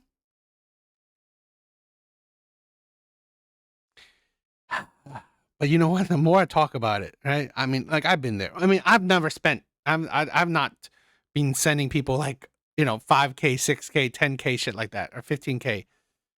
But I've been in a similar situation to her, so I definitely empathize with her a lot. I mean, like I'm surprised. I'm seriously empathizing with her because I've been in her very similar situation. So this is a thing where it's a good story, right? It's a good story that I think more people need to understand. And I say this, right? During those times, I didn't love myself or respect myself as much as I do now, or have the boundaries as I do now. But I hope that other people, yes, would learn where you need to gain those boundaries. You need to gain that self respect. You need to. During the time, I wasn't as perceptive of red flags I am now. Yeah, yeah. It's great that I have it now when I should have had it then. So I'm very, very empathetic to her. So this is why her story is like, it's very touching to my heart. So I get it. He had loaned my ex, and at this point I felt like the friend had loaned us the money. It wasn't like he loaned my ex the money because we were married. And so I do something so stupid and idiotic. I end up loaning him an additional $3,000 not even a week after I had already given him $15,000. So I actually ended up giving him $18,000 in the month of March of 2023. Yes, I'm sick to my stomach. So I can send him the money. We end up. The man is good. The man is good. I give him that. The man is good. While she is deeply in love with him, insanely in love. This is a thing where when you're desperate for love, it's dangerous. And I honestly believe she was desperate for love, right? When she said, she was taking her time, she wasn't. Sometimes we lie to ourselves more often than not. I think she was desperate for love. Going to the airport, fly to Cabo, We have an amazing trip. And at this point, I had just hard launched him on my Instagram Valentine's Day prior. So at this point, I hard launched him after we were already married. And we were in Cabo, and I'm like posting more photos of him on my social media. And I'm going through my Instagram story views, and I'm looking at the names, and I'm seeing all of these Danish names. And I can tell they're Danish names because there's a different Danish alphabet. And so I'm clicking some of the profiles, and a lot of them you can see like my ex is like the mutual, like follows them. And so I brought it up to him like, hey, all these Danish people are watching my story, but I thought it was weird that no one was like following me. I'm like, these are your friends. Like, and I wanted him to maintain the same friendships in Denmark, even though he was moving to the States, because I never want to be the type of person that takes a man away from like his friends and family. And so I remember I'm clicking profiles, and I click a girl's profile, and I look at the first picture, and I see my ex's dog. And that's something that I actually haven't mentioned. My ex did have a dog, and every time he came to visit, he had a friend that was watching the dog. And whenever he sold his place and decided that he was going to spend more time in Dallas, his dog ended up getting adopted by some people, because he's like, I just am not home enough. And at first I told him like, bring the dog to Dallas. Like, I wanted the dog to come. He's like, no, it's fine. Like, that does not make sense to do. And I supported his decision. And he told me that the ex could not take the dog because she was in med school and was constantly out of the home, and she just did not have the capacity to take care of the dog. But I see his dog, and it's like a duck-toller retriever. I think that duck-tolling retriever. I think that's how you say it.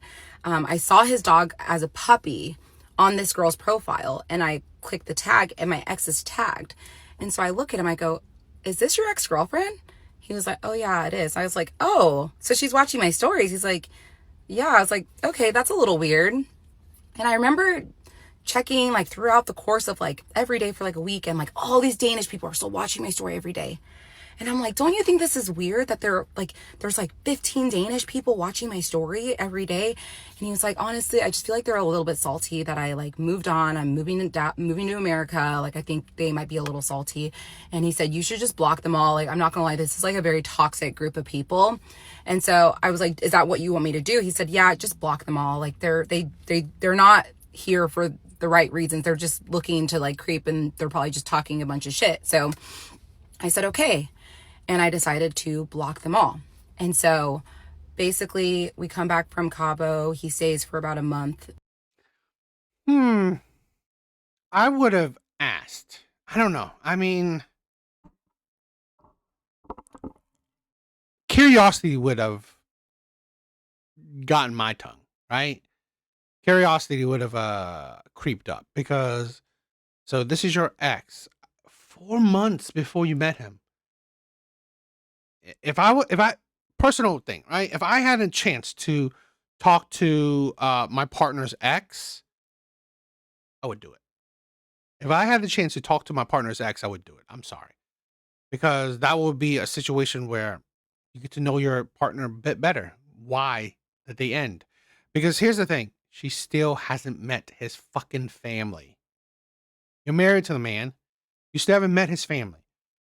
So the only people that are in connection to his roots, his past life, are these people that are following you. So really, he's not telling you any information. So this is the point where you get to know, you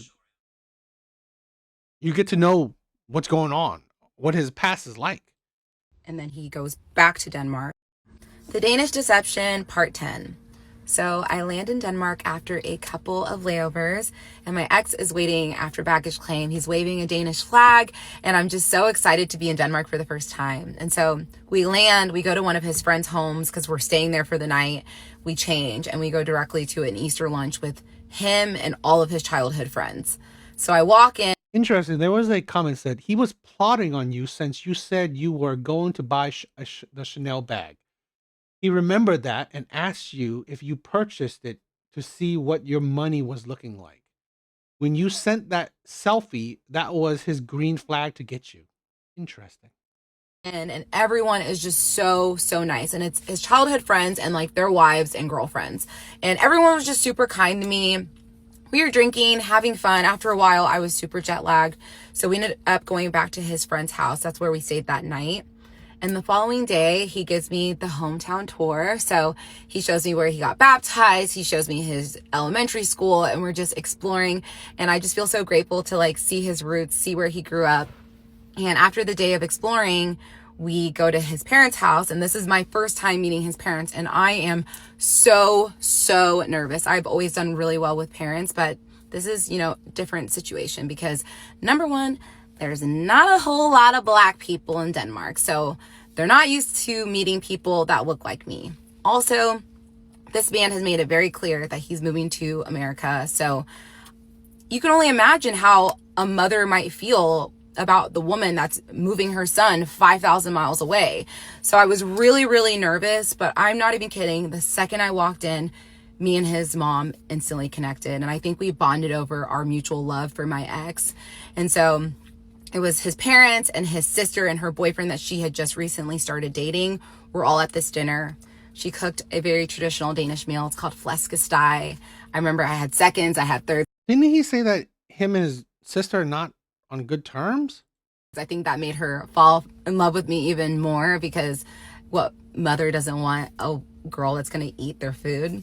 And so I brought her like a bunch of gifts, her and his father. I brought them gifts from Dallas, and we just really bonded that first day. She brought out all these photo albums and was showing me like my ex's childhood photos, and it was a really special night. And I remember my ex kept being like, "Are you sure you're okay with staying here?" Because one thing I will say is they lived in a very humble home. And listen, I know there's billionaires out there that drive Honda Civics, so I don't judge. I'm never the type of person being like, "Why are you guys staying in this small house?"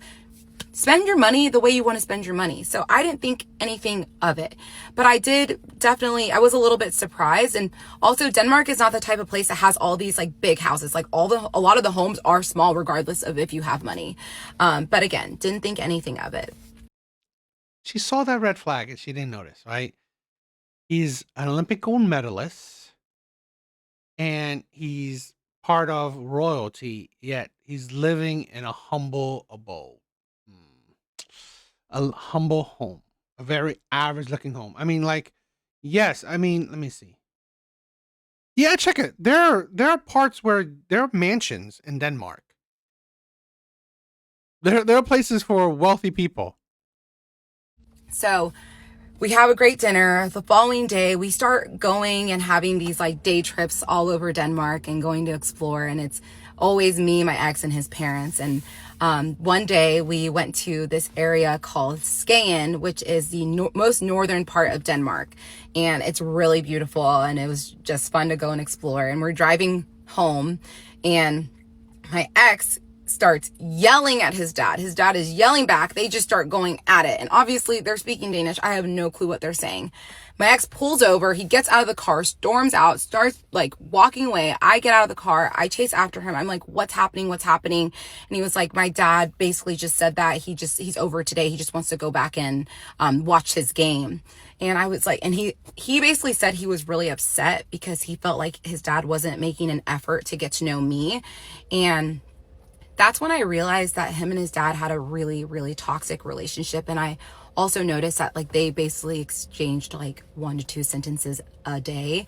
I also noticed that he wasn't as close with his sister, his little sister, because I mean, they would talk all the time. And so I thought that was a little strange too. But I don't know, I'm still trying to really understand this family dynamic. But what I do know is that he's a mama's boy. He's close with his mom, which, that was really important to me. There were a few things that I took away from this trip. The first being that he is a little bit embarrassed of his family's home. He kept saying, do you want to go stay in a hotel or Airbnb? Do you want to stay here? And I'm like, why would we not stay here? Like, if I went to go visit my parents and I wanted to stay in an Airbnb, they'd be devastated. I was like, of course we're staying here. And he was like, I know it's not like nice. It's a super old house. They haven't renovated it. Like, I don't understand. They have all this money. Like, why don't they do it? I'm like, it's fine. Like, don't worry. We'll be okay. Another thing I noticed was that I did not meet a man that overcompensates. This is a thing where I also question people who are very superficial. I'm sorry. That is a red flag to me, where people who are overly superficial. The older sister, no one spoke of her, and I knew at this point she had one kid at this point. So they talked about her a little bit, but it was kind of like the elephant in the room. Like, no one really talked about it. And, you know, I know they don't have a relationship. They can't be with each other in intimate settings. But overall, like, I did have a good trip with him, despite the tension. So after a week, we traveled to Copenhagen. And I remember getting to Copenhagen, and I'm immediately just so happy to be there because this city... Why didn't she talk about the taxes that they own, right? It's like, oh, are you, I hope you're okay with all the taxes have you, I don't know, settled that problem? I mean, or like, why didn't she say, oh, can I see that gold medal? Like, oh, why didn't she talk about, it's like, oh, can you tell me about, you know, your full royal family lineage? I mean, come on. Exceeded my expectations. It's a beautiful, beautiful city. And we ended up staying in a hotel, like a cheaper hotel by the water. And I can stay anywhere. I'm good. I don't need to stay anywhere bougie. And I remember him being like, I hate that. Also, it's like, hello, Dad. Nice to meet you. How are you after your health crisis? Why is we not talk about that? Didn't she say he has leukemia and all these things? We have to stay here. Like, it's not nice. I'm like, I don't care. Like, we have a... It's like all the questions she could have asked, she never asked. She never wondered anything. That's the thing where I find it honestly suspicious. You never wondered a single thing. Love is a dangerous drug. We have a place to stay. It's okay. And so we spent that whole week just exploring Copenhagen, and then we get ready to travel to Nigeria for my grandmother's burial. And so at this point, we're staying in this hotel, and I remember there was like a laundromat at this hotel, so I was doing laundry, and he said, I'm gonna go and get a few things for my storage unit, because he's moved out of his place at this point. He has a storage unit. And so he comes back home and he has like this Rolex box, and he's like, oh, this is one of my Rolexes. I want to show it to you. And at this point, I had already seen his steel, what's it called? The Batman. I already had seen that watch. He had brought it out for Cabo. So I've seen one of his watches. To Patek, he sold. I never saw it. So now this is the second watch he's bringing out. And he opens it. And it's, again, I did not know anything about watches before this, but now I know it's a day-date presidential watch with a green face. So he ends up telling me this is like a $50,000 watch. I was like, this is nice. And keep in mind, we're about to leave for Nigeria in like a day. I'm like, why'd you bring it out? And he's like, oh, I'm going to bring it to Nigeria. I go, you're going to do what? And he's like, I'm bringing it to Nigeria. I'm like, you cannot bring a $50,000 watch to Nigeria. And he's like, yeah, I can. And I'm like, this does not make sense. And he said, no, like, this is a special occasion. Like, I want to bring it out for this. And so I told him, okay, I feel very uncomfortable, especially like us being in the village and you're wearing this like expensive watch. You're just asking yourself to get robbed. I just did not understand it, but whatever. He ends up packing the watch. We get ready and we hop on a flight to go to Nigeria and meet my family for my grandmother's burial. Keep in mind, he had paid for all the hotels, everything in Denmark, and he paid for all the hotels and flights for Nigeria. And so we hop on a plane, go to Nigeria. I'm super nervous because I just don't know what to expect and how he's going to react. Someone said that he paid for all that because he asked for all that money in advance. But we go, we meet up with my family, and he does so well. And it was funny because everyone wanted to take photos with him, and he was meeting my extended family, like my grandmother. I never thought I would bring a man home to meet my grandmother. I felt like I fell deeper in love with him, watching him just immerse himself in my culture and be there for my family while we put my grandmother to rest. And it was just a really amazing, beautiful trip. Honestly, there was nothing crazy that happened.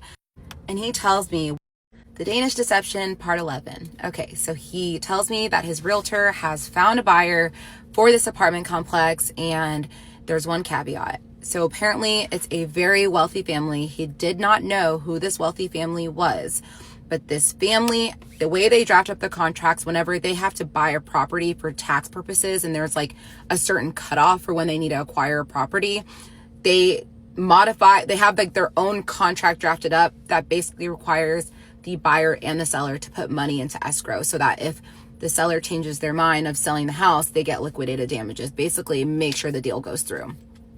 I have never experienced anything like this in my real estate career. Obviously, Denmark is a different country. I didn't really know how real estate worked there. So not only is it different rules and guidelines, but it's also, I've never worked with like a super ultra wealthy family before to understand that this might be a requirement or something added in their contracts. And so I remember being like, how much is it going to be? And he's like, oh, it's going to be like $120,000. I remember just like being like, well, we don't have this money. Like, there's no way we can make this work. And so he said, I'm going to be able to come up with a loan, get a loan from a bank. I've already called them. I can get a loan from them for like $100,000. So we're just going to be short another amount. And at this point, my accounts are dwindling. And because I was in this long distance relationship, I was not focused on doing real estate at all. Like, I had taken a full step back from real estate. But I did have a career where I was making well over 6 figures. So I still was like making a pretty steady income. But my savings had been dwindling down. I love this comment. Can y'all just stay in the house for like 5 minutes? So I didn't have a whole lot of money left. So I remember at this point, he's like, we should make this deal work. And I'm seeing this as a way to get out of our financial position. And let me just say, my ex, if he wasn't such a narcissistic psychopath, he'd be such a great actor, because the way he sold this stuff to me, like, it was insane. So I remember he said that he was going to take his watches to a store to see if he could get it sold within 24 hours. Obviously, that might be kind of difficult. And so at this point, he was like, how much money do you have? And I was like, I really don't have a whole lot of money to give you. So I remember I gave him like a small amount, maybe like 3,000, because I wanted to make sure I had enough money for like bills and miscellaneous. And I just wanted to have a little bit of cushion. And I was getting stressed out, but he ended up coming up with the money. He says the deal goes through and that it's going to close in 6 weeks. And so he tells me what I think I'm going to do is switch my address from Denmark to the States, especially since I have been living in the States more, and I'll be able to save money on taxes. And at this point, I was like, is this tax evasion? He goes, this is absolutely not tax evasion, because I am spending more time in Dallas than I am in Denmark. And I said, okay, well, if you've done research and you feel certain about this, then I believe you. So the deal goes through. It says it's going to close in 6 weeks. And so he said, we should take a trip to celebrate. And I'm like, we don't have any money. And he was like, well, we can just use your credit card. It's like, seriously, they're taking so many fucking trips. Literally, that comment is like, seriously, he has a problem. You guys have a problem. Stop flying so much. You guys nonstop don't fly. I mean, like, you guys don't you nonstop don't stay at home. You're like, because you're nonstop flying. Sorry. Like, we'll be able to pay it off whenever the money hits. And this is probably one of the most like idiotic decisions I made. Y'all don't have to tell me this is stupid. I'm fully aware. But we ended up going to Portugal for a week, and we used my credit cards the majority of this trip. He had a little bit of money, because keep in mind, he is working as chief commercial officer for this tech company. And that was 100% real. And he was making about $400,000 a year. Again, 100% real. I, at certain times, have verified the money hitting his account from his company.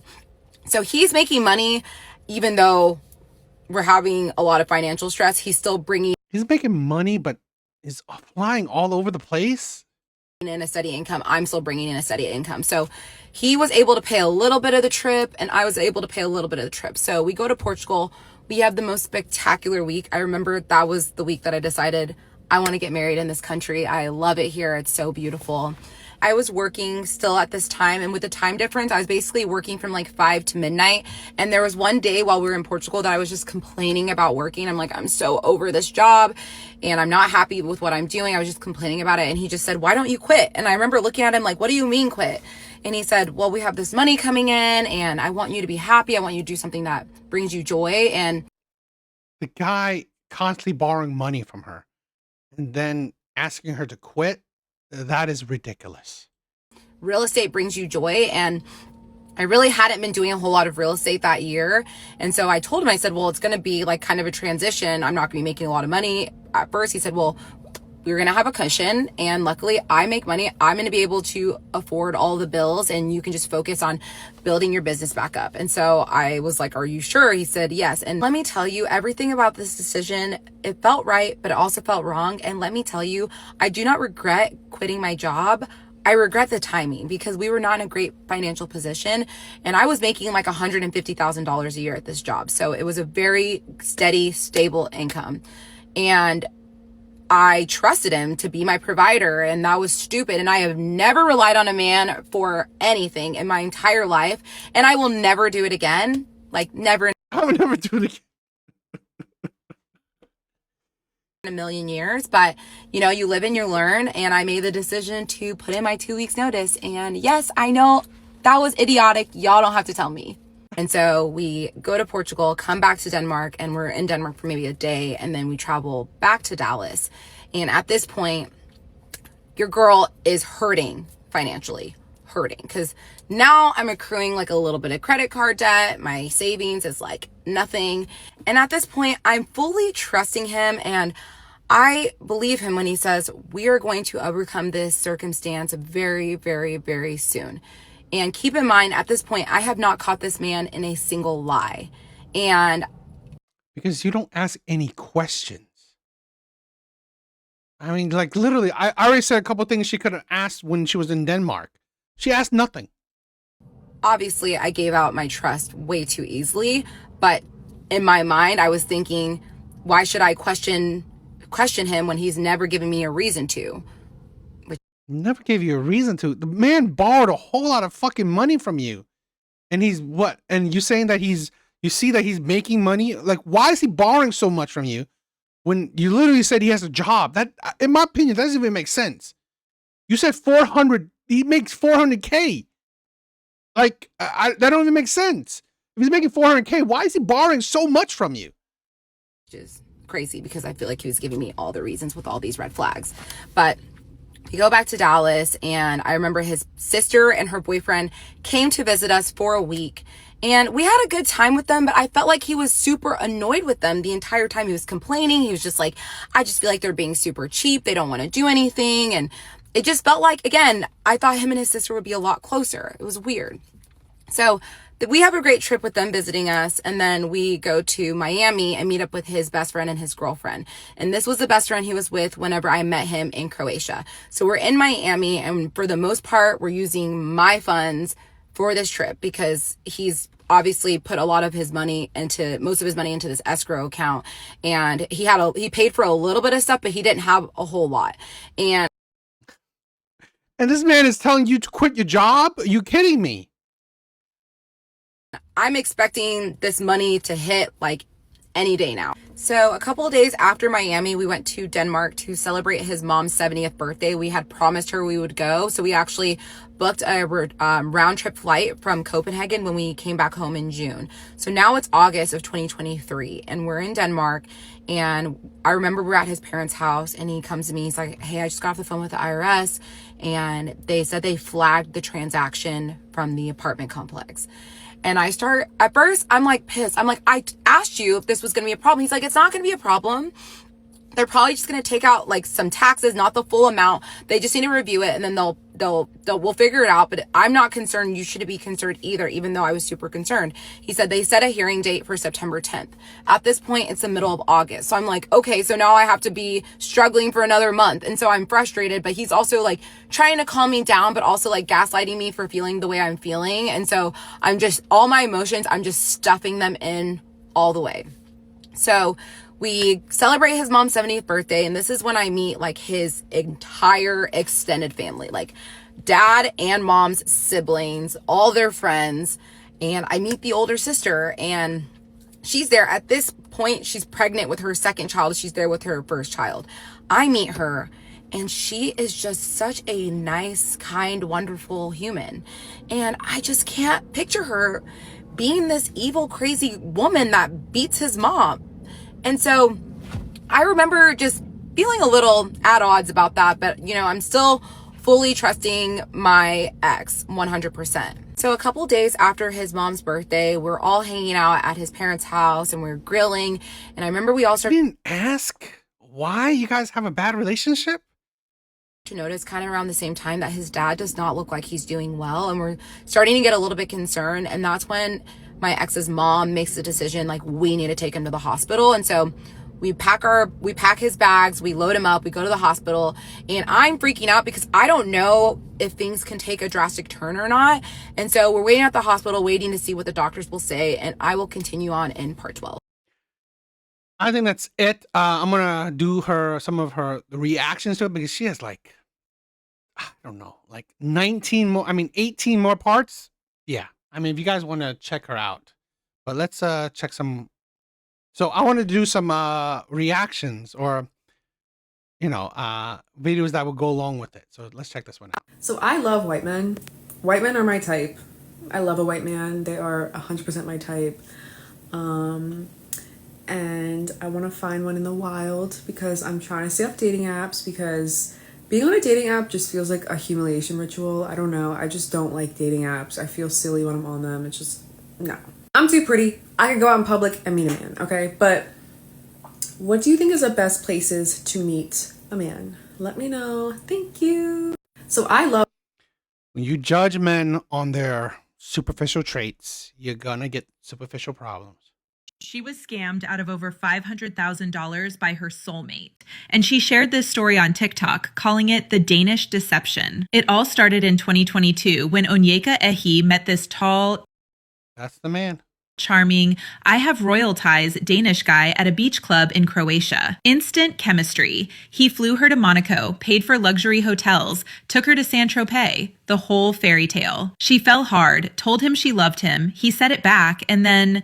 That's when things got dark because suddenly his millions were tied up, the IRS froze his accounts, and he just needed a small loan. $6,000 turned into tens of thousands while they were planning a life together, even marriage and a green card. But when she visited his family in Denmark, nothing matched his stories. Then she learned he had a massive gambling addiction and had already borrowed $200,000 from her friend's husband, then money from her friends, even $3,000 from her little sister. Every loan came with a new lie, and when he couldn't lie anymore, he simply asked for a divorce and disappeared. Only after he left did she realize the full scale of the cheating, gambling, manipulation, and the $300,000 hole he left behind. She didn't post his name or picture, but the internet did what the internet does, and they found him.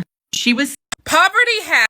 This is... Oh God. I mean, like, I wouldn't mind listening to all of the rest, but it's like, again, it's already like 2 hours length. This is going to be insane long, right?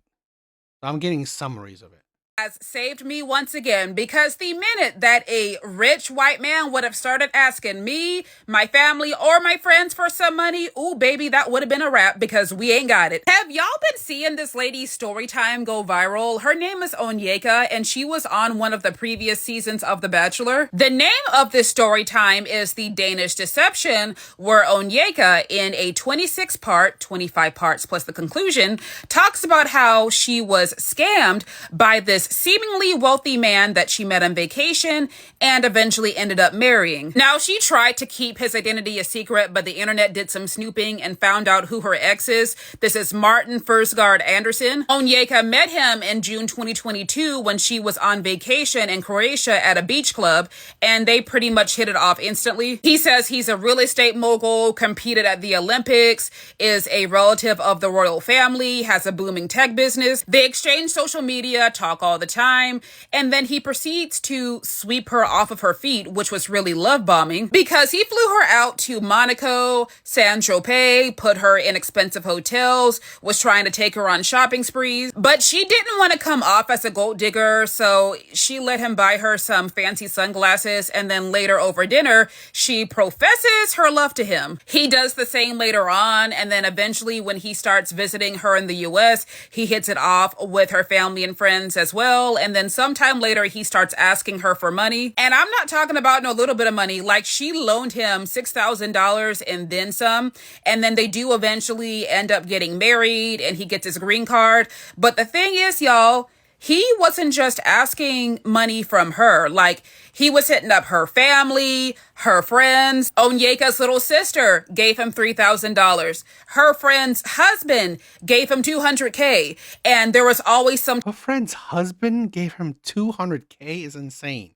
type of excuse as to why he needed it, saying that his money was tied up with the IRS and a whole bunch of other lies. And then she went to go visit his family and saw that the math wasn't mathin', found out from one of his friends that Martin has a gambling addiction that he has been fighting for well over a decade. And then Martin allegedly encouraged her to make some very poor financial decisions. For example, he convinced her to use her money to fly them out to Portugal to celebrate Martin selling an apartment, and then encouraged her to quit her job where she was making over $150,000 per year because she didn't like it, only for the money to not come through on the deal, leading to Onyeka burning through her savings. Eventually, they do end up getting divorced, courtesy of Martin. He is the one who asked for it, because Onyeka was on his butt about the lies, the inconsistencies, where's the money, and then when he got sick of it, he finally left. The purpose of the story time was to warn others about Martin and people like him, as well as to highlight the dangers of gambling addiction. I do encourage y'all to go watch her story time because I just gave y'all a very brief overview. He's done a lot more than what I said, but I still cannot get over the amount of money that she, her family, and friends lent this guy. Like, I think the total was around $300,000. Shoot, him asking for $1 would have been a red flag to me, because how do you have all these connections, assets,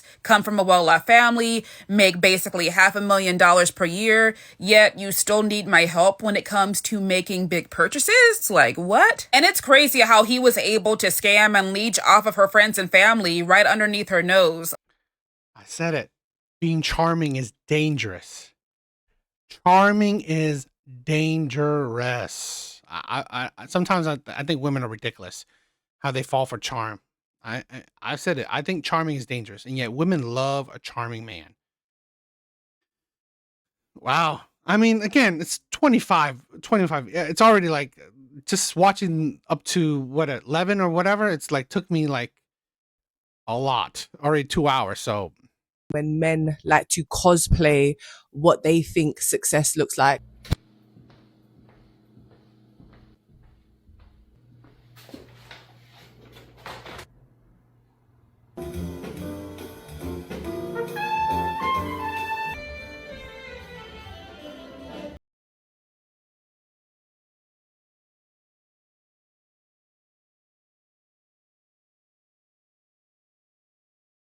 I think it's funny.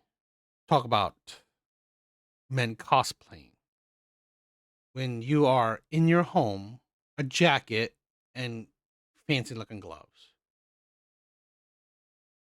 I just, again, this is the problem. This is my problem with a lot of these things where women will use the shitty men to honestly, or whatever men, to make their judgment about all men. I find that really ridiculous. I just laugh because, and I'm not saying he ain't got it like that, but like I find it interesting when men like to cosplay what they think success looks like and what success is. And usually what happens is, the reason why I laugh is usually what happens is if you make the mistake I have made and have dated men like this, hyper performative individuals, the experience that you think you're getting is never the experience that you get. But here's the thing, you dated those men. You're not dating men that don't live life like that. Yeah, what you see on social media is not real, and women don't fall for it, because usually the men who are hyper performative and love to cosplay success be the worst type of men. Demons. And the cosplay and the hyper performative of a successful man is to cover up all the other behaviors that they don't want you to see. So it's like, I'm a narcissist, I'm controlling, I'm manipulative, but look, I have expensive candles. I have Hermes covers. Like, don't fall for it. And usually it's like, if you had it like that, it wouldn't be on social media. Ladies, don't fall for this, because Yeah, coming from women that pretty much show it off on social media, it's kind of funny. It really is. things like this, I find it a lot of these women just honestly funny and ridiculous. I really do. The Danish deception story is fake. It's fake. You all know it's fake, but I don't know. Like, the content is stale. Something's happening because y'all keep talking about it as if it's real life. There is no way that in current time, because I did not watch the whole thing. Absolutely not. Didn't have to. I'm smarter than that. In current day, like, well, we have Google and the internet. If someone tells you, I played in the NFL for 1 year, literally, I played on a minimum contract in the NFL for 1 year, you would be able to verify that almost instantly. If someone was a billionaire, they wouldn't ask. Oh my God, bro. You think billionaires are asking you for a few $1,000s? And I'm gonna be real with you. Risa Tisa started this. It's all her fault. Ever since she got on here and told the story of her being dumb, where we, all the regular people would have all verified anything at any point. It's like, y'all know she's lying, but y'all keep talking about it because it's fun to play pretend within the lies, right? You know she's lying about not knowing. You know she's lying about the fact that she believed that man. You know that. Why are y'all still talking about it? The same way you're like, I'm not saying that she's lying. I'm saying that she was stupid, right? And it was because of love, right? Or because of whatever, her ignoring red flags because she wanted him.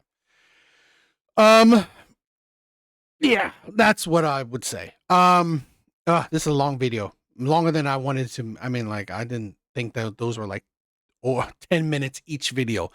But yeah.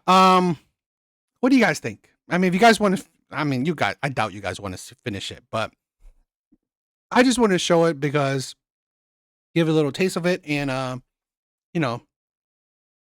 talk about, I always want to say that women always say that men lie or men switch up. I honestly think that men don't, right? Or I don't think that that's the biggest thing. I think it's more that women ignore red flags, right? Yes, men lie, but again, I don't think men are that good at lying, which this man did seem like he was really good at lying. But in my honest opinion, he wasn't that good at lying because honestly, the things that he lied about, if you asked the questions, you would have found the flaws or the holes in his story, but you didn't because you loved him, because you wanted him. So you didn't ask these questions, right? You didn't ask the questions that you should have asked. You didn't see the red flags that you should have seen. I mean, if we probably continue, we saw the gambling addiction, the gambling stuff. I mean, when she's talking about it, which probably she talks about it later on, or the cheating or anything. If there was cheating, one of them said there was cheating, so you would have seen that when we watched. But again, I doubt you guys want to watch that long of a video. I mean, it's already. I don't know.